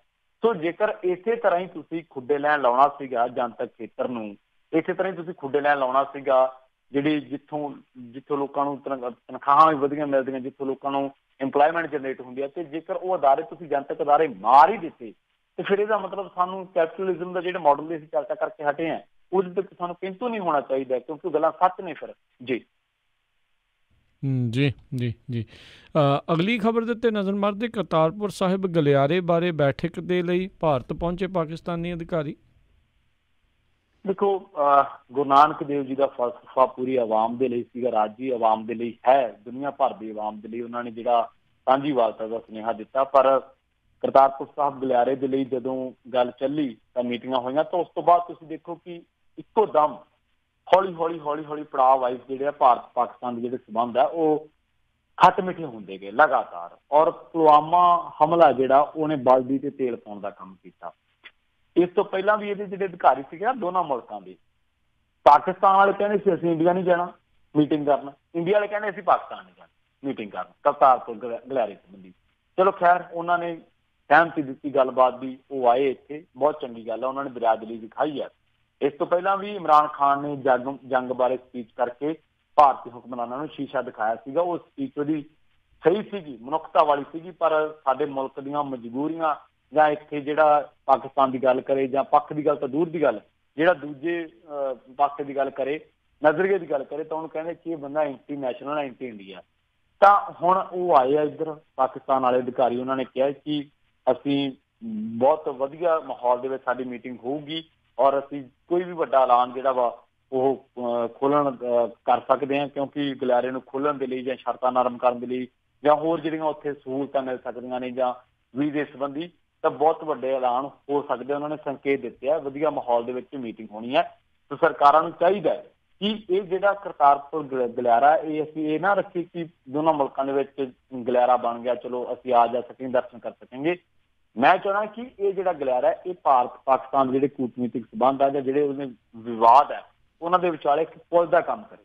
ਉਹ ਪੁਲ ਜਿਹਦੇ ਨਾਲ ਉਹ ਵੀ 4 ਕਦਮ ਚੱਲ ਕੇ ਇੱਧਰ ਆਉਣ, ਅਸੀਂ ਵੀ 4 ਕਦਮ ਚੱਲ ਕੇ ਉੱਧਰ ਜਾਈਏ, ਸੋ ਦੈਟ ਕਿ ਸਾਡਾ ਜਿਹੜੀ ਖਟਾਸ ਹੈ, ਕਸ਼ੀਦਗੀ ਹੈ ਜਿਹੜੀ ਸੰਬੰਧਾਂ ਦੇ ਵਿੱਚ ਦੂਰ ਹੋਵੇ। ਸੋ ਸੰਭਾਵਨਾ ਪੂਰੀ ਹੈ ਕਿ ਇੱਧਰੋਂ ਵੀ ਹੁੰਗਾਰਾ ਹਾਂ ਪੱਕੀ ਹੈ ਤੇ ਉੱਧਰੋਂ ਵੀ ਹੁੰਗਾਰਾ ਹਾਂ ਪੱਕੀ, ਉਹ ਆ ਗਿਆ ਬਕਾਇਦਾ। ਉਹ ਹੋ ਸਕਦਾ ਕੋਈ ਵੱਡੇ ਐਲਾਨ ਜਾਂ ਸ਼ਰਤਾਂ ਨਰਮ ਕਰਨ ਤੇ ਕੋਈ ਵਿਚਾਰ ਹੋਵੇ ਜੀ। ਜੀ ਅਗਲੀ ਜਿਹੜੀ ਗੱਲ ਕਰਦੇ ਕਹਿੰਦੇ ਗਿਣਤੀ ਮਿਣਤੀ ਦੇ ਵਿੱਚ ਅਟਕੀ ਆ ਆਮ ਆਦਮੀ ਪਾਰਟੀ ਤੇ ਟਕਸਾਲੀਆਂ ਦੀ ਯਾਰੀ। ਹੁਣ ਦੇਖੋ, ਆਮ ਆਦਮੀ ਪਾਰਟੀ ਤੇ ਟਕਸਾਲੀਆਂ ਦਾ ਗੱਠਜੋੜ ਆ ਨਾ ਜਿਹੜਾ, ਇਹਦੇ ਬਾਰੇ ਹਲੇ ਕਲੀਅਰ ਨਹੀਂ ਹੋਇਆ। ਸੀਟਾਂ ਦੋਵਾਂ ਦਾ ਰੇਟ ਹੈ, ਅਨੰਦਪੁਰ ਸਾਹਿਬ ਤੇ ਬਠਿੰਡਾ। ਜਿਹੜੇ ਆਮ ਆਦਮੀ ਪਾਰਟੀ ਉਹ ਕਹਿੰਦੇ ਕਿ ਤੁਸੀਂ ਬਠਿੰਡਾ ਸੀਟ ਲੈ ਲਓ, ਤੇ ਟਕਸਾਲੀਆਂ ਦਾ ਵੀ ਇੱਕ ਧੜਾ ਉਹ ਕਹਿੰਦੇ ਵੀ ਅਸੀਂ ਅਨੰਦਪੁਰ ਸੀਟ ਤੇ ਛੱਡਣ ਦੇ ਵਿਚਾਰ ਕਰਾਂਗੇ। ਪਰ ਉਹ ਤਾਂ ਨਹੀਂ ਛੱਡਦੇ ਕਿਉਂਕਿ ਉੱਥੇ ਥੋੜਾ ਜਿਹਾ ਪੰਥ ਹਲਕਾ ਹੋਣ ਕਰਕੇ ਉਹਨਾਂ ਨੂੰ ਲੱਗਦਾ ਕਿ ਵੀਰਵਿੰਦਰ ਸਿੰਘ ਉੱਥੋਂ ਵਧੀਆ ਉਮੀਦਵਾਰ ਹੋ ਸਕਦੇ ਆ। ਜਿੱਤ ਹਾਰ ਦਾ ਫੈਸਲਾ ਤਾਂ ਲੋਕਾਂ ਨੇ ਕਰਨਾ ਹੈ। ਆਮ ਆਦਮੀ ਪਾਰਟੀ ਹੈ ਜਿਹੜੀ ਉਹ ਨਰਿੰਦਰ ਸਿੰਘ ਸ਼ੇਰਗਿੱਲ ਨੂੰ ਉੱਥੇ ਟਿਕਟ ਦੇਈ ਬੈਠਾ, ਉਹ ਬੰਦਾ ਚੋਣ ਪ੍ਰਚਾਰ ਵੀ ਕਰੀ ਜਾਂਦਾ। ਨਰਿੰਦਰ ਸਿੰਘ ਸ਼ੇਰਗਿੱਲ ਕੌਣ ਹੈ? ਨਰਿੰਦਰ ਸਿੰਘ ਸ਼ੇਰਗਿੱਲ ਉਹੀ ਹੈ ਜਿਹੜਾ ਖਰੜ ਤੋਂ ਆਪਣੀ ਵਿਧਾਇਕੀ MLA ਟਿਕਟ ਦੀ ਦਾਅਵੇਦਾਰੀ ਕਰਦਾ ਸੀ। ਟਿਕਟ ਮਿਲ ਗਈ ਕੰਵਰ ਸੰਧੂ ਨੂੰ, ਕੰਵਰ ਸੰਧੂ ਉੱਥੋਂ ਜਿੱਤ ਗਏ। ਬਾਅਦ ਦੇ ਵਿੱਚ ਜਦੋਂ ਇਹਨਾਂ ਦੇ ਵਿਚਾਲੇ ਰਫੜ ਹੋਇਆ, ਜਦੋਂ ਖਹਿਰਾ ਨੇ ਕਨਵੈਨਸ਼ਨ ਕਰਤੀ 2 ਅਕਤੂਬਰ ਬਠਿੰਡੇ ਦੇ ਵਿੱਚ ਕਨਵੈਨਸ਼ਨ ਕੀਤੀ ਸੀ, ਤਰੀਕ ਗਲਤ ਕਹੀ ਗਈ ਮੈਥੋਂ, ਉਦੋਂ ਕੀ ਹੋਇਆ ਕਿ ਉਦੋਂ ਨਰਿੰਦਰ ਸਿੰਘ ਸ਼ੇਰਗਿੱਲ ਕਹਿੰਦਾ ਕਿ ਇਹਨਾਂ ਦੇ ਬੰਦਿਆਂ ਨੇ ਮੇਖੋਂ ਲੱਖਾਂ ਰੁਪਏ ਲਏ ਪਰ ਮੈਨੂੰ ਟਿਕਟ ਨਹੀਂ ਦਵਾਈ। ਉਹੀ ਨਰਿੰਦਰ ਸਿੰਘ ਸ਼ੇਰਗਿੱਲ ਨੂੰ ਹੁਣ ਇਹਨਾਂ ਨੇ ਅਨੰਦਪੁਰ ਸਾਹਿਬ ਤੋਂ ਉਮੀਦਵਾਰ ਐਲਾਨਤਾ। ਹੁਣ ਉਹ ਕਹਿੰਦਾ ਵੀ ਮੈਂ ਟਿਕਟ ਨਹੀਂ ਛੱਡਣੀ। ਪਾਰਟੀ ਵੀ ਕਹਿੰਦੀ ਵੀ ਬੰਦਾ ਪੈਸੇ ਖਰਚੀ ਬੈਠਾ, ਹੁਣ ਟਿਕਟ ਖੋਣਾ ਤਾਂ ਹੱਦ ਤੱਕ ਹੈ ਪਾਰਟੀ ਦੀ ਵੀ ਤੇ ਨਰਿੰਦਰ ਸਿੰਘ ਸ਼ੇਰਗਿੱਲ ਦੀ ਵੀ, ਕਿਉਂਕਿ ਦੂਜੀ ਵਾਰੀ ਟਿਕਟ ਖੋਈ ਜਾਊ। ਟਕਸਾਲੀ ਜਿਹੜੇ ਉਹ ਕਹਿੰਦੇ ਵੀ ਅਸੀਂ ਵੀਰਦਵਿੰਦਰ ਸਿੰਘ ਨੂੰ ਐਲਾਨਤਾ ਵਾ, ਅਸੀਂ ਹੁਣ ਇਹਦੇ ਤੇ ਗੌਰ ਨਹੀਂ ਕਰ ਸਕਦੇ। ਗੱਠਜੋੜ ਹੋਵੇ ਨਾ ਹੋਵੇ, ਅਸੀਂ ਇੱਥੋਂ ਵੀਰਦਵਿੰਦਰ ਸਿੰਘ ਅਨੰਦਪੁਰ ਸਾਹਿਬ ਤੋਂ ਚੋਣ ਲੜਨਗੇ, ਹੋਰ ਸੀਟਾਂ ਤੇ ਕਰ ਲਾਂਗੇ। ਜਿਹੜੇ ਆਮ ਆਦਮੀ ਪਾਰਟੀ ਵਾਲੇ ਕਹਿੰਦੇ ਤੁਸੀਂ ਬਠਿੰਡੇ ਜਾ ਵੜੋ, ਤੁਸੀਂ ਕਿਉਂ ਨਹੀਂ ਮੰਨਦੇ ਬਠਿੰਡੇ? ਹੁਣ ਬਠਿੰਡੇ ਦਾ ਕੀ ਰਫੜਾ ਹੈ? ਬਠਿੰਡੇ ਆਮ ਆਦਮੀ ਪਾਰਟੀ ਦੇ 4 ਵਿਧਾਇਕ ਹੈ, ਮਤਲਬ 5 ਵਿਧਾਇਕ ਬਠਿੰਡਾ ਦੇ ਵਿੱਚ। ਜੇਕਰ ਆਪਾਂ ਗੱਲ ਕਰੀਏ, professor Baljinder Kaur, principal Budhram, Rupinder Kaur Ruby, Nadar Singh Manshahi ਤੇ ਜਗਦੇਵ ਸਿੰਘ ਕਮਾਲੂ ਹੈ, ਉਹ ਮੌੜ ਤੋਂ ਤੇ ਮਾਨਸਾ ਤੋਂ ਹੈ, ਪਰ ਬਠਿੰਡਾ MP ਸੀਟ ਦੇ ਵਿੱਚ ਹੀ ਪੈਂਦੇ ਆ। ਦੇਖੋ, ਨਾਦਰ ਸਿੰਘ ਮਾਨਸ਼ਾਹੀ ਤੇ ਜਗਦੇਵ ਸਿੰਘ ਕਮਾਲੂ ਹੈਗਾ ਬਾਗੀ, ਰਹਿ ਗਏ 3, ਪ੍ਰਿੰਸੀਪਲ ਬੁੱਧਰਾਮ, ਬਲਜਿੰਦਰ ਕੌਰ ਤੇ ਰੁਪਿੰਦਰ ਕੌਰ ਰੂਬੀ। ਹੁਣ ਜਿਸੇ ਟਕਸਾਲੀ ਉਹ ਇਹ ਮੰਨਦੇ ਕਿ ਇਹ 3 MLA ਨਾਲ ਅਸੀਂ 9 ਹਲਕੇ ਕਿਵੇਂ ਜਿੱਤਾਂਗੇ? ਇਹ ਵੀ ਤਾਂ ਇੱਕ ਲੌਜਿਕ ਆ ਨਾ, 1/3 ਹੈ ਤੁਹਾਡੇ ਕੋਲ, ਤੁਸੀਂ ਕਿਵੇਂ ਜਿੱਤੋਗੇ? ਸੋ ਇਸੇ ਕਰਕੇ ਰੇੜਕਾ ਪੈ ਰਿਹਾ। ਪਹਿਲਾਂ ਸੁਣਨ ਨੂੰ ਖਬਰਾਂ ਦੁਪਹਿਰੇ ਆਈਆਂ ਸੀਗੀਆਂ ਕਿ ਸ਼ਾਇਦ ਇਹਨਾਂ 'ਚ ਗੱਠਜੋੜ ਕੈਂਸਲ ਹੋ ਗਿਆ, ਪਰ ਅਫੀਸ਼ੀਅਲੀ ਕੋਈ ਸਟੇਟਮੈਂਟ ਨਹੀਂ ਆਈ। ਹੁਣ ਦੇਖਦੇ ਹਾਂ ਕਿ ਕੀ ਬਣਦਾ, ਪਰ ਫਿਲਹਾਲ ਸਿਆਸੀ ਮਜਬੂਰੀਆਂ ਕਰਕੇ ਇਹ ਜਿਹੜੇ ਲੋਕ ਆ ਹੁਣ ਮਤਲਬ ਫਸੇ ਹੋਏ ਕਹਿ ਸਕਦੇ ਹੋ ਜੀ। ਜੀ ਜੀ। ਅਗਲੀ ਜਿਹੜੀ ਗੱਲ ਕਰਦੇ ਕਹਿੰਦੇ ਲੋਕ ਸਭਾ ਚੋਣਾਂ ਤੋਂ ਪਹਿਲਾਂ ਸ਼੍ਰੋਮਣੀ ਕਮੇਟੀ ਦਾ ਇੱਕ ਵੱਡਾ ਫੈਸਲਾ ਆਇਆ। ਦੇਖੋ, ਲੋਕ ਸਭਾ ਚੋਣਾਂ ਤੋਂ ਪਹਿਲਾਂ ਨਾ ਸ਼੍ਰੋਮਣੀ ਕਮੇਟੀ ਨੇ ਆਪਣੇ ਜਿਹੜੇ ਮੁਲਾਜ਼ਮ ਆ ਉਹਨਾਂ ਦੇ 1 ਮਾਰਚ 2019 ਤੋਂ ਮਹਿੰਗਾਈ ਭੱਤੇ ਦੀ ਜਿਹੜੀ 6% ਕਿਸ਼ਤ ਦੇਣ ਦਾ ਐਲਾਨ ਕਰ ਦਿੱਤਾ ਤੇ ਮਾਮੂਲੀ ਤਨਖਾਹਾਂ ਤੇ ਜਿਹੜੇ ਕੰਮ ਕਰਦੇ ਸੀ ਨਾ ਮੁਲਾਜ਼ਮ, ਉਹਨਾਂ ਦੇ ਵਿੱਚ ਕਾਫੀ ਰੋਸ ਵੀ ਸੀ ਇਸ ਗੱਲ ਨੂੰ ਲੈ ਕੇ ਵੀ ਸਾਡੇ ਜਿਹੜੇ ਕਿਸ਼ਤਾਂ ਨੇ ਉਹ ਖੜੀਆਂ ਨੇ। ਤਾਂ ਹੁਣ ਗੱਲ ਕੀ ਹੈ ਕਿ ਸ਼੍ਰੋਮਣੀ ਕਮੇਟੀ ਤੇ ਅਕਾਲੀ ਦਲ ਬਾਦਲ ਦਾ ਕਬਜ਼ਾ ਹੈ ਤੇ ਲੋਕ ਸਭਾ ਚੋਣਾਂ ਅੰਦਰ ਅਕਾਲੀ ਦਲ ਨੂੰ ਸੇਕ ਲੱਗਦਾ ਸੀਗਾ। ਇਸ ਤੋਂ ਕਰਕੇ ਬੇਅਦਬੀ ਨੂੰ ਲੈ ਕੇ ਜਾਂ ਹੋਰ ਪੰਥਕ ਮਾਮਲਾ ਕਰਕੇ ਸ਼੍ਰੋਮਣੀ ਕਮੇਟੀ ਦੇ ਜਿਹੜੇ ਮੁਲਾਜ਼ਮ ਆ ਨਾ ਔਖੇ ਸੀਗੇ, ਕਮੇਟੀ ਦੇ ਵੀ ਬੰਦਿਆਂ ਤੋਂ ਪ੍ਰਬੰਧਨ ਤੋਂ ਤੇ ਅਕਾਲੀ ਦਲ ਤੋਂ ਵੀ। ਤੇ ਇਸ ਲਈ ਮੁਲਾਜ਼ਮਾਂ ਨੂੰ ਸ਼ਾਂਤ ਕਰਨ ਲਈ ਸ਼੍ਰੋਮਣੀ ਕਮੇਟੀ ਨੇ ਆਪਣੇ 22 ਤੋਂ ਪਹਿਲਾਂ ਹੀ ਵੱਡਾ ਐਲਾਨ ਕਰਤਾ। ਹਾਲਾਂਕਿ 22 ਚ ਕਰਨਾ ਸੀਗਾ ਪਰ ਪਹਿਲਾਂ ਹੀ ਵੱਡਾ ਐਲਾਨ ਕਰਤਾ। ਹੁਣ ਜਿਹੜੇ ਦੂਜੇ ਸਿਆਸੀ ਪਾਰਟੀਆਂ ਨੇ ਜਾਂ ਹੋਰ ਜਿਹੜੇ ਪੰਥਕ ਮਸਲਿਆਂ ਤੇ ਲੋਕ ਵਿਚਾਰ ਰੱਖਦੇ ਆ, ਆਪਣੇ ਸ਼ਬਦਾਂ ਦਾ ਆਪਣੇ ਜਿਹੜੀ ਉਹਨਾਂ ਦੀ ਮਨੋਸਥਿਤੀ ਹੁੰਦੀ ਹੈ ਉਹਦਾ ਪ੍ਰਗਟਾਵਾ ਕਰਦੇ ਰਹਿੰਦੇ ਮਨੋਭਾਵਨਾ ਦਾ, ਤਾਂ ਉਹਨਾਂ ਨੇ ਕਿੰਤੂ ਕੀਤਾ ਵਾ ਕਿ ਬਜਟ ਤੋਂ ਪਹਿਲਾਂ ਇਸ ਤਰ੍ਹਾਂ ਦਾ ਐਲਾਨ ਕਰਨਾ ਜਾਂ ਇਸ ਤਰ੍ਹਾਂ ਦੀ ਇੱਕ ਰਿਆਇਤ ਦੇਣੀ ਜਾਂ ਇਸ ਤਰ੍ਹਾਂ ਮਤਲਬ ਜਿਹੜਾ ਉਹਨਾਂ ਦਾ ਰੋਸ ਸੀ ਦੂਰ ਕਰਨਾ, ਤਾਂ ਇਸ਼ਾਰਾ ਹੀ ਕਰਦਾ ਕਿ ਕਿਤੇ ਨਾ ਕਿਤੇ ਸ਼੍ਰੋਮਣੀ ਅਕਾਲੀ ਦਲ ਪ੍ਰਤੀ ਜਿਹੜੀ ਨਫ਼ਰਤ ਆ ਉਹਨੂੰ ਦੂਰ ਕੀਤਾ ਜਾਵੇ। ਤਾਂ ਉਹਨਾਂ ਦਾ ਇਸ਼ਾਰਾ ਇਹ ਹੈ ਕਿ ਇਹ ਸਭ ਹੋ ਸਕਦਾ ਹੈ ਕਿ ਸ਼੍ਰੋਮਣੀ ਕਮੇਟੀ ਨੇ ਸ਼੍ਰੋਮਣੀ ਅਕਾਲੀ ਦਲ ਨੂੰ ਫਾਇਦਾ ਦੇਣਾ ਹੋਵੇ, ਕਿਉਂਕਿ ਉੱਥੇ ਕਿਹਦਾ ਕਬਜ਼ਾ ਵਾ, ਕਿਹੜਾ ਪਰਿਵਾਰ ਸ਼੍ਰੋਮਣੀ ਕਮੇਟੀ ਨੂੰ ਵਰਤਦਾ, ਇਹ ਸ਼ਾਇਦ ਪੰਜਾਬੀਆਂ ਨੂੰ ਹੁਣ ਦੱਸਣ ਦੀ ਲੋੜ ਨਹੀਂ ਹੈ ਜੀ। ਜੀ। ਅਗਲੀ ਗੱਲ ਕਰਦੇ ਕਹਿੰਦੇ ਮੰਤਰੀ ਆਸ਼ੂ ਤੇ ਐਕਸ਼ਨ ਕਰਵਾਉਣ ਲਈ ਹਾਈ ਕੋਰਟ ਜਾਣਗੇ ਖਹਿਰਾ। ਦੇਖੋ, ਖਹਿਰਾ ਨੇ ਸੰਕੇਤ ਦੇ ਦਿੱਤੇ ਵੀ ਮੈਂ ਜਿਹੜਾ ਪੰਜਾਬ ਏਕਤਾ ਪਾਰਟੀ ਦੇ ਐਡਹੌਕ ਪ੍ਰਧਾਨ ਨੇ ਉਹਨਾਂ ਨੇ ਕਿਹਾ ਕਿ ਦਾਗੀ ਮੰਤਰੀ ਦਾ ਬਚਾਅ ਕਰ ਰਹੀ ਹੈ ਕਾਂਗਰਸ ਤੇ ਮੰਤਰੀ ਨੂੰ ਬਰਖਾਸਤ ਕੀਤਾ ਜਾਵੇ ਤੇ ਲੁਧਿਆਣਾ ਦੇ ਵਿੱਚ ਆਰ ਕੇ ਬਿਲਡਰ ਮਾਮਲੇ ਦੇ ਵਿੱਚ ਜਿਹੜਾ ਸਤਪਾਲ ਖਹਿਰਾ ਵਾ ਉਹ ਭਾਰਤ ਭੂਸ਼ਣ ਆਸ਼ੂ ਦੇ ਖਿਲਾਫ ਜਾਂਚ ਰਿਪੋਰਟਾਂ ਲੈ ਕੇ ਮੀਡੀਆ ਸਾਹਮਣੇ ਆਏ ਨੇ ਤੇ ਮਾਮਲੇ ਨੂੰ ਅਦਾਲਤ ਦੇ ਵਿੱਚ ਲਿਜਾਣ ਦੀ ਗੱਲ ਕਹੀ ਹੈ। ਖਹਿਰਾ ਨੇ ਦਾਅਵਾ ਕੀਤਾ ਵੀ ਜਿਹੜਾ ਲੁਧਿਆਣਾ DSP ਬਲਵਿੰਦਰ ਸਿੰਘ ਇਹ ਵੀ ਮਾਮਲੇ ਦੇ ਇਸ ਵੱਲੋਂ ਮਾਮਲੇ ਦੀ ਜਿਹੜੀ ਪੜਤਾਲਕਾਰੀ ਤਿਆਰ ਕੀਤੀ ਰਿਪੋਰਟ ਆ ਉਹਨੂੰ ਕੈਪਟਨ ਸਰਕਾਰ ਦਬਾ ਰਹੀ ਹੈ। ਉਹਨੇ ਇਹ ਵੀ ਦਾਅਵਾ ਕੀਤਾ ਕਿ DSP ਨੇ ਪੰਜਾਬ ਪੁਲਿਸ ਮੁਖੀ ਕੋਲੇ ਵੀ ਸ਼ਿਕਾਇਤ ਭੇਜੀ ਹੈ। ਜਿਹੜਾ ਆਸ਼ੂ ਹੈ, ਜਿਹੜੀ ਆਡੀਓ ਵਾਇਰਲ ਹੋਈ ਸੀਗੀ, ਆਸ਼ੂ ਨੂੰ ਲਗਾਤਾਰ ਧਮਕੀ ਦਿੰਦਾ ਪਰ ਇਸ ਤੇ ਕੋਈ ਕਾਰਵਾਈ ਨਹੀਂ ਕੀਤੀ ਗਈ। ਹੁਣ DSP ਵੱਲੋਂ DGP ਨੂੰ ਲਿਖੀ ਚਿੱਠੀ ਵੀ ਆਪਦੇ ਕੋਲ ਹੋਣ ਦਾ ਉਹਨਾਂ ਨੇ ਦਾਅਵਾ ਕੀਤਾ ਤੇ ਨਾਲ ਹੀ ਇਹ ਕਿ ਜੇਕਰ ਉਹ ਕਹਿੰਦੇ ਕਿ ਕੈਪਟਨ ਸਰਕਾਰ ਨੇ ਮੰਤਰੀ ਦੇ ਵਿਰੁੱਧ ਐਕਸ਼ਨ ਨਾ ਲਿਆ ਤਾਂ ਜਲਦ ਹਾਈ ਕੋਰਟ ਜਾਵਾਂਗਾ। ਕਹਿੰਦਾ ਮੈਂ ਇਹ ਹੋ ਸਕਦਾ ਅਗਲੇ ਦਿਨਾਂ ਦੇ ਵਿੱਚ ਜਾਊਗਾ ਸ਼ਾਇਦ। ਲੁਧਿਆਣਾ ਤੋਂ ਜਿਹੜਾ ਵਿਧਾਇਕ ਹੈ ਤੇ ਕੈਬਨਿਟ ਮੰਤਰੀ ਭਾਰਤ ਭੂਸ਼ਣ ਆਸ਼ੂ ਇਹਦੇ ਤੇ ਜ਼ਮੀਨ ਦੀ ਵਪਾਰਕ ਜ਼ਮੀਨ ਨੂੰ ਰਿਹਾਇਸ਼ੀ ਕਲੋਨੀ ਦੇ ਵਿੱਚ ਸਥਿਤ ਮਿਲੀ ਭੁਗਤ ਨਾਲ ਬਦਲਣ ਦੇ ਇਲਜ਼ਾਮ ਨੇ, ਜਿਹੜੇ ਕਿ PLU ਵਗੈਰਾ ਤੇ ਚਰਚਾ ਕਰਦੇ ਰਹਿੰਦੇ ਆ। ਤੇ ਜਿਹੜਾ ਬੰਦਾ ਜਾਂਚ ਕਰ ਰਿਹਾ ਸੀ ਆਡੀਓ ਦੇ ਵਿੱਚ ਤੁਸੀਂ ਦੇਖਿਆ ਹੀ ਹੈ ਆਸ਼ੂ ਦੇ ਤੇਵਰ ਕਿ ਕਿਸ ਤਰੀਕੇ ਦੇ ਨਾਲ। ਦੇਖੋ, ਮਸਲਾ ਇਹ ਹੈ ਕਿ ਵਿਰੋਧੀ ਧਿਰਾਂ ਦਾ ਕੰਮ ਕੀ ਹੈ। ਵਿਰੋਧੀ ਧਿਰਾਂ ਦਾ ਕੰਮ ਹੀ ਇਹ ਹੈ ਕਿ ਭਾਈ ਤੁਸੀਂ ਜੇ ਤੁਹਾਨੂੰ ਕਿਤੇ ਗਲਤ ਲੱਗਦਾ ਜਾਂ ਕਿਤੇ ਤੁਹਾਨੂੰ ਭ੍ਰਿਸ਼ਟਾਚਾਰ ਲੱਗਦਾ ਤਾਂ ਤੁਸੀਂ ਉੱਥੇ ਸਰਕਾਰ ਨੂੰ ਮਜਬੂਰ ਕਰੋ ਕਿ ਗਲਤ ਨਾ ਹੋਵੇ। ਖਹਿਰਾ ਦੀ ਸਿਆਸਤ ਕਿਹੋ ਜਿਹੀ ਹੈ, ਖਹਿਰਾ ਕਿਵੇਂ ਨੇ, ਉਹ ਇੱਕ ਵੱਖਰਾ ਵਿਸ਼ਾ ਹੋ ਸਕਦਾ। ਪਰ ਖਹਿਰਾ ਉਹੀ ਬੰਦਾ ਜਿਹਨੇ ਰਾਣੇ ਦੇ ਰਵੀਰ ਦੀ ਛੁੱਟੀ ਕਰਾ ਦਿੱਤੀ ਤੇ ਆਪਾਂ ਆਮ ਆਦਮੀ ਪਾਰਟੀ ਵੀ ਮੰਨਦੀ ਹੈ, ਲੋਕ ਵੀ ਮੰਨਦੇ ਆ ਕਿ ਖਹਿਰਾ ਜਿਹੜੇ ਮਸਲੇ ਨੂੰ ਮਗਰ ਪੈ ਜਾਂਦਾ ਉਹ ਫਿਰ ਉਸ ਮਸਲੇ ਨੂੰ ਛੱਡਦਾ ਨਹੀਂ ਹੈ। ਮੀਡੀਆ ਸਾਹਮਣੇ ਆਉਣ ਦੀ ਉਹਦੀ ਇੱਕ ਆਦਤ ਹੋ ਸਕਦੀ ਹੈ, ਮਸਲਿਆਂ ਨੂੰ ਵਧਾ ਚੜਾ ਕੇ ਪੇਸ਼ ਕਰਨਾ ਉਹਦੀ ਆਦਤ ਹੋ ਸਕਦੀ ਹੈ। ਪਰ ਕੋਈ ਵੀ ਬੰਦਾ ਇਸ ਗੱਲ ਤੋਂ ਮੁਨਕਰ ਨਹੀਂ ਹੋ ਸਕਦਾ ਵੀ ਆਸ਼ੂ ਨੇ ਉਹ ਬੰਦੇ ਨਾਲ ਕਿਹੜੀ ਭਾਸ਼ਾ 'ਚ ਗੱਲ ਕੀਤੀ ਸੀ, ਕਿਸ ਤਰੀਕੇ ਨਾਲ ਗੱਲ ਕਰ ਰਿਹਾ ਸੀ। ਜੇਕਰ ਇੱਕ ਸੰਵਿਧਾਨਕ ਅਹੁਦੇ ਤੇ ਬੈਠਾ ਬੰਦਾ ਜਾਂਚ ਨੂੰ ਪ੍ਰਭਾਵਿਤ ਕਰ ਰਿਹਾ ਇੱਕ ਵੱਖਰਾ ਵਿਸ਼ਾ ਹੈ, ਪਰ ਜੇਕਰ ਉਹ ਔਨ ਡਿਊਟੀ ਮੁਲਾਜ਼ਮ ਨੂੰ ਦਬਾ ਰਿਹਾ ਹੈ, ਉਹਦੇ ਨਾਲ ਮਾੜੀ ਸ਼ਬਦਾਵਲੀ 'ਚ ਗੱਲ ਕਰ ਰਿਹਾ, ਭੱਦੀ ਸ਼ਬਦਾਵਲੀ 'ਚ, ਤਾਂ ਕੀ ਉਹਦੇ ਤੇ ਪਰਚਾ ਨਹੀਂ ਹੋਣਾ ਚਾਹੀਦਾ ਕਿਉਂਕਿ ਡਿਊਟੀ ਦੇ ਵਿੱਚ ਵਿਘਨ ਪਾ ਰਿਹਾ ਨਾ। ਤੇ ਇਸ ਤਰੀਕੇ ਨਾਲ ਆਸ਼ੂ ਤੇ ਜੋ ਵੀ ਐਲੀਗੇਸ਼ਨ ਲੱਗੇ ਹੈ ਇਹਦੇ ਸੰਬੰਧੀ ਜਿਹੜੀ ਵੀ ਪੜਤਾਲ ਹੋਈ ਹੈ ਤਾਂ ਉਹ ਲੋਕਾਂ ਦੇ ਤੇ ਸਰਕਾਰ ਦੇ ਸਾਹਮਣੇ ਹੋਣੀ ਚਾਹੀਦੀ ਹੈ। ਪਰ ਸਰਕਾਰ ਇਹ ਜੀ ਹੈ, ਇਹ ਇੰਨੇ ਕੁ ਵਿਚਾਰੇ ਸ਼ਰਮ ਵਾਲੇ ਹਿਆ ਵਾਲੇ ਲੋਕ ਇੱਥੇ ਬੈਠੇ ਹੈ। ਕੁਲਬੀਰ ਵੀਰ ਨੂੰ ਪਹਿਲਾਂ ਬਰਖਾਸਤ ਕਰ ਦਿੰਦੇ, ਜਦੋਂ ਬੰਦਾ ਉਹ ਨਾ ਲੈ ਦਿੰਦਾ ਸਟੇਜ ਤੋਂ ਫਿਰ ਉਹਨੂੰ ਆਪਣੀ ਪਾਰਟੀ 'ਚ ਲਿਆਉਂਦੇ, ਕਹਿੰਦੇ ਜੀ ਕੋਈ ਨਹੀਂ। ਫਿਰ ਇਸ ਤਰ੍ਹਾਂ ਨਾਲ ਬਹੁਤ ਸਾਰੇ ਮੰਤਰੀ ਚਰਨਜੀਤ ਚੰਨੀ ਵਰਗੇ ਜਿਹੜੇ ਕਿ ਰਾਤ ਨੂੰ SMS ਭੇਜਦੇ ਸੀ, ਕਹਿੰਦੇ ਜੀ ਮਾਫੀ ਮੰਗ ਲਈ, ਉਹ ਕਿਤੇ ਜ਼ਿਕਰ ਹੀ ਨਹੀਂ ਗਾ ਵੀ ਉਹਨੇ ਕਿਸੇ ਔਰਤ ਤੋਂ ਮਾਫੀ ਮੰਗੀ ਹੈ। ਸੋ ਨੈਤਿਕਤਾ ਤਾਂ ਡਿੱਗੀ ਸੀ, ਭ੍ਰਿਸ਼ਟਾਚਾਰ ਤਾਂ ਹੋ ਹੀ ਜਾਂਦਾ ਸੀਗਾ। ਪਰ ਆਹ ਜਿਹੜੀਆਂ ਗੱਲਾਂ ਹੁਣ ਕਰ ਰਹੀ ਹੈ ਨਾ ਕੈਪਟਨ ਸਰਕਾਰ, ਕੈਪਟਨ ਦੇ ਵਿੱਚ ਉਹ ਜਲਵਾ ਉਹ ਨਹੀਂ ਦਿਖਦਾ ਲੋਕਾਂ ਨੂੰ ਜਿਹੜਾ 2005 ਦੇ ਵੇਲੇ ਜਾਂ 3 ਦੇ ਵੇਲੇ ਜਾਂ 7 ਦੇ 6 ਦੇ ਵੇਲੇ ਹੁੰਦਾ ਸੀਗਾ ਜੀ। ਜੀ ਜੀ। ਅਤੇ ਪ੍ਰਵੀਨ ਜੀ ਜਾਂਦੇ ਜਾਂਦੇ ਗੱਲ ਕਰਦੇ ਹਾਂ, ਕੱਲ੍ਹ ਦੀ ਵੀ ਜਿਹੜੀ ਚਰਚਾ ਹੁਣ ਕਾਫੀ ਤੇਜ਼ ਆ, ਜਿਹੜੇ ਬੀਬੀ ਖਾਲੜਾ ਅਤੇ ਜਿਹੜੀ ਜਗੀਰ ਕੌਰ ਦੀ ਜਿਹੜੀ ਟੱਕਰ ਆ, ਕੀ ਕਿੱਦਾਂ ਦਾ ਜਿਹੜਾ ਇਸ ਟਾਈਮ ਮਾਹੌਲ ਉੱਥੇ ਬਣ ਰਿਹਾ? ਔਨਲਾਈਨ ਤਾਂ ਜਿਹੜੇ ਬੀਬੀ ਖਾਲੜਾ ਉਹਨਾਂ ਦੇ ਹੱਕ ਦੇ ਵਿੱਚ ਕਾਫੀ ਜਿਹੜੇ ਲੋਕਾਂ ਜਿਹੜੇ ਜ਼ੋਰ ਆ ਉਹਨਾਂ ਨੇ ਲਾਉਣਾ ਸ਼ੁਰੂ ਕੀਤਾ। ਦੇਖੋ, ਜਿਹੜੇ ਬੀਬੀ ਖਾਲੜਾ ਨਾ, ਉਹਨਾਂ ਦੇ ਬਾਰੇ ਜੋ ਉਹਨਾਂ ਨੇ ਘਾਲਣਾ ਘਾਲੀ ਜਸਵੰਤ ਸਿੰਘ ਖਾਲੜਾ ਜੀ ਨੇ, ਉਹਨਾਂ ਦੇ ਬਾਰੇ ਜੇਕਰ ਆਪਾਂ ਸ਼ਬਦਾਂ ਦੇ ਵਿੱਚ ਗੱਲ ਕਰੀਏ ਨਾ, ਤੇ ਮੇਰਾ ਖਿਆਲ ਹੈ ਕਿ ਸ਼ਾਇਦ ਆਪਣੀ ਹਸਤੀ ਛੋਟੀ ਪੈ ਜਾਊਗੀ, ਕਿਉਂਕਿ ਜਿਹੜਾ ਮਹਾਨ ਕਾਰਜ ਜਸਵੰਤ ਸਿੰਘ ਖਾਲੜਾ ਸਾਹਿਬ ਕਰ ਗਏ ਆ, ਉਹ ਸ਼ਾਇਦ ਹੀ ਉਹਦੀ ਮਿਸਾਲ ਬਹੁਤ ਘੱਟ ਮਿਲਦੀ ਹੈ। ਹੁਣ ਜਿਹੜੇ ਪਰਮਜੀਤ ਕੌਰ ਖਾਲੜਾ ਨੇ, ਉਹਨਾਂ ਨੂੰ ਪੰਜਾਬ ਏਕਤਾ ਪਾਰਟੀ ਨੇ ਆਪਣਾ ਉਮੀਦਵਾਰ ਐਲਾਨ ਦਿੱਤਾ ਹੈ, ਔਰ 20 ਸਾਲ ਲੰਬਾ ਸਮਾਂ ਇੰਤਜ਼ਾਰ ਕੀਤਾ ਹੈ ਬੀਬੀ ਜੀ ਨੇ, ਔਰ ਅਚਾਨਕ ਗਾਇਬ ਹੋਏ ਸੀਗੇ ਜਸਵੰਤ ਸਿੰਘ ਖਾਲੜਾ। ਉਹਨਾਂ ਦੀ ਹਿਸਟਰੀ ਆਪਾਂ ਸਾਰੇ ਜਾਣਦੇ ਹਾਂ। ਹੁਣ ਸਿਆਸਤ ਦੇ ਵਿੱਚ ਆਉਣਗੇ। ਦੇਖੋ, ਸੋਸ਼ਲ ਮੀਡੀਆ ਤੇ ਮੈਂ ਕਾਫੀ ਲੋਕਾਂ ਦੀਆਂ ਟਿੱਪਣੀਆਂ ਪੜ੍ਹੀਆਂ। ਪਹਿਲੀ ਗੱਲ ਤਾਂ ਸਕਾਰਾਤਮਕ ਪੱਖ ਇਹ ਹੈ ਕਿ ਉਹਨਾਂ ਦਾ ਸਿਆਸਤ ਦੇ ਵਿੱਚ ਆਉਣ ਤੇ ਬਹੁਤੇ ਲੋਕ ਇਸ ਗੱਲ ਦਾ ਸ਼ੁਕਰਗੁਜ਼ਾਰ ਕਰ ਰਹੇ ਕਿ ਇਹੋ ਜਿਹੇ ਪਰਿਵਾਰ, ਇਹੋ ਜਿਹੇ ਲੋਕ, ਉਹ ਲੋਕ ਜਿਨ੍ਹਾਂ ਨੇ ਲੋਕਾਂ ਪਿੱਛੇ ਘਾਲਣਾ ਘਾਲੀ ਹੋਵੇ, ਸਿਆਸਤ ਦੇ ਵਿੱਚ ਆਉਣੇ ਚਾਹੀਦੇ ਆ। ਦੂਜੇ ਪਾਸੇ ਕੁਝ ਜਿਹੜੇ ਲੋਕ ਨੇ ਸਿਆਸਤ ਬਾਰੇ ਜਾਣਦੇ ਨੇ ਜ਼ਿਆਦਾ, ਉਹ ਕਹਿੰਦੇ ਕਿ ਨਹੀਂ, ਸਿਆਸਤ ਗੰਦਲ ਚੁੱਕੀ ਹੈ, ਸਿਆਸਤ ਦੇ ਵਿੱਚ ਨਹੀਂ ਆਉਣਾ ਚਾਹੀਦਾ ਸੀ। ਖੈਰ, ਆ ਸਕਦੇ ਆ, ਮੈਂ ਵੀ ਕਹਿੰਦਾ ਕਿ ਉਹ ਆਏ ਨਹੀਂ ਤਾਂ ਬਹੁਤ ਚੰਗੀ ਗੱਲ ਹੈ। ਇਸ ਤਰ੍ਹਾਂ ਦੇ ਨਾਲ ਲੋਕਾਂ ਦੇ ਲਈ ਘਾਲਣਾ ਕਰਨ ਵਾਲੇ ਲੋਕ, ਹੋਰ ਵੀ ਲੋਕ ਸਾਹਮਣੇ ਆਉਣੇ ਚਾਹੀਦੇ। ਔਰ ਚੰਗੀ ਗੱਲ ਇਹ ਹੈ ਕਿ ਚਲੋ ਕਿਸੇ ਪਾਰਟੀ ਨੂੰ ਉਹਨਾਂ ਨੂੰ ਆਪਣਾ ਉਮੀਦਵਾਰ ਐਲਾਨਿਆ ਹੋਣਾ ਤਾਂ ਇਹ ਚਾਹੀਦਾ ਸੀਗਾ ਕਿ ਜਿਹੜੇ ਪੰਥਕ ਮਸਲਿਆਂ ਤੇ ਸਿਆਸਤ ਕਰਦੇ ਆ ਲੋਕ, ਜਿਨ੍ਹਾਂ ਨੇ ਘਰ ਭਰ ਲਏ, ਪੀੜ੍ਹੀਆਂ ਦਾ ਇੰਤਜ਼ਾਮ ਕਰ ਲਿਆ ਆਪਣੀਆਂ ਦਾ, ਉਹ ਉਹਨਾਂ ਦਾ ਕੁਛ ਨਾ ਕੁਛ ਕਰਕੇ ਦਿੰਦੇ।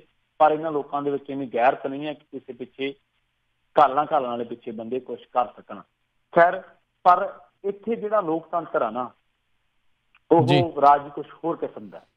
ਉਹ ਇਹ ਮੈਂ ਤੁਹਾਨੂੰ ਇੱਕ ਮਿਸਾਲ ਦਿੰਦਾ, ਹੋ ਸਕਦਾ ਤੁਹਾਨੂੰ ਚੰਗੀ ਵੀ ਨਾ ਲੱਗੇ, ਸਾਡੇ ਲਿਸਨਰਸ ਨੂੰ ਚੰਗੀ ਨਾ ਲੱਗੇ। ਰੋਮ ਸ਼ਰਮੀਲਾ ਦਾ ਨਾਮ ਤੁਸੀਂ ਸੁਣਿਆ ਹੋਣਾ ਸਾਰਿਆਂ ਨੇ। 16 ਸਾਲ ਉਹਨਾਂ ਨੇ ਭੁੱਖ ਹੜਤਾਲ ਕੀਤੀ ਆਪਣੇ ਲੋਕਾਂ ਵਾਸਤੇ, ਆਪਣੇ ਲੋਕਾਂ ਦੇ ਹੱਕਾਂ ਵਾਸਤੇ। ਉਹਨਾਂ ਨੇ ਚੋਣ ਲੜੀ, 94 ਵੋਟਾਂ ਪਈਆਂ।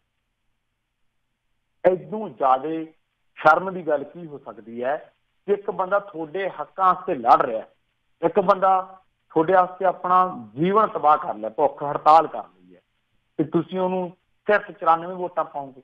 ਇਦੋਂ ਸ਼ਰਮਨਾਕ ਹਾਲਤ ਨਹੀਂ ਹੋ ਸਕਦੀ। ਸੋ ਮੈਂ ਸਮਝਦਾ ਵਾਂ ਕਿ ਇੱਕ ਪਾਸੇ ਜਗੀਰ ਕੌਰ ਆ, ਮੈਂ ਜਗੀਰ ਕੌਰ ਬਾਰੇ ਨਹੀਂ ਕੁਛ ਵੀ ਕਹਿਣਾ ਚਾਹੁੰਦਾ, ਕਿਸੇ ਨੇ ਲੋਕ ਮੇਰੇ ਨਾਲ ਜ਼ਿਆਦਾ ਜਾਣਦੇ ਆ। ਇੱਕ ਪਾਸੇ ਖਾਲੜਾ ਨੇ, ਜਸਵੰਤ ਸਿੰਘ ਖਾਲੜਾ ਦੇ ਘਰੋਂ ਬੀਬੀ ਚੋਣ ਲੜ ਰਹੇ ਆ। ਫੈਸਲਾ ਲੋਕਾਂ ਨੇ ਕਰਨਾ ਹੈ। ਜੇ ਕੋਈ ਫੈਸਲਾ ਗਲਤ ਆਉਂਦਾ ਤਾਂ ਸ਼ਰਮਸਾਰ ਲੋਕਤੰਤਰ ਹੋਊਗਾ, ਪਰ ਉਸ ਤੋਂ ਪਹਿਲਾਂ ਲੋਕ ਹੋਣਗੇ। ਜੀ ਜੀ ਜੀ।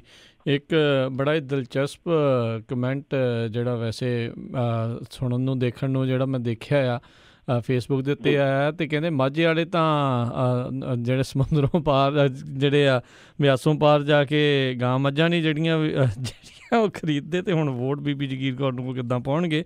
ਹੁਣ ਦੇਖਦੇ ਹਾਂ ਵੀ ਇਸ ਦੇ ਉੱਤੇ ਐਕਚੁਅਲ ਦੇ ਵਿੱਚ ਕੋਈ ਹੋਊਗੀ ਜਾਂ ਕੀ ਹੋਊਗਾ। ਪਰ ਸਭ ਨੂੰ ਪਤਾ ਵੀ ਸਿਆਸਤ ਇੱਕ ਬੜੀ ਹੀ ਭੈੜੀ ਜਿਹੜੀ ਚੀਜ਼ ਹੈ, ਜਿਹੜੀ ਰਾਜਨੀਤੀ ਆ, ਇਹਦੇ ਵਿੱਚ ਲੋਕ ਅਜਿਹੇ ਲੋਕਾਂ ਨੂੰ ਬਹੁਤ ਜਲਦੀ ਭੁੱਲ ਜਾਂਦੇ ਆ। ਤੁਸੀਂ ਜਿਹੜੇ ਰੋਮ ਸ਼ਰਮੀਲਾ ਦਾ ਉਦਾਹਰਨ ਦੱਸਿਆ ਹੀ ਆ। ਅਤੇ ਬਹੁਤ ਬਹੁਤ ਤੁਹਾਡਾ ਪ੍ਰਵੀਨ ਜੀ ਧੰਨਵਾਦ, ਤੁਸੀਂ ਸਾਡੇ ਨਾਲ ਜੁੜੇ, ਇਹਨਾਂ ਖਬਰਾਂ ਦੇ ਬਾਰੇ ਜਾਣਕਾਰੀ ਦਿੱਤੀਆਂ। ਅਗਲੀ ਵਾਰ ਤੱਕ ਲਈ ਮਿਹਰਬਾਨੀ। ਪਿਆਰ ਭਰੀ ਸਤਿ ਸ਼੍ਰੀ ਅਕਾਲ ਜੀ।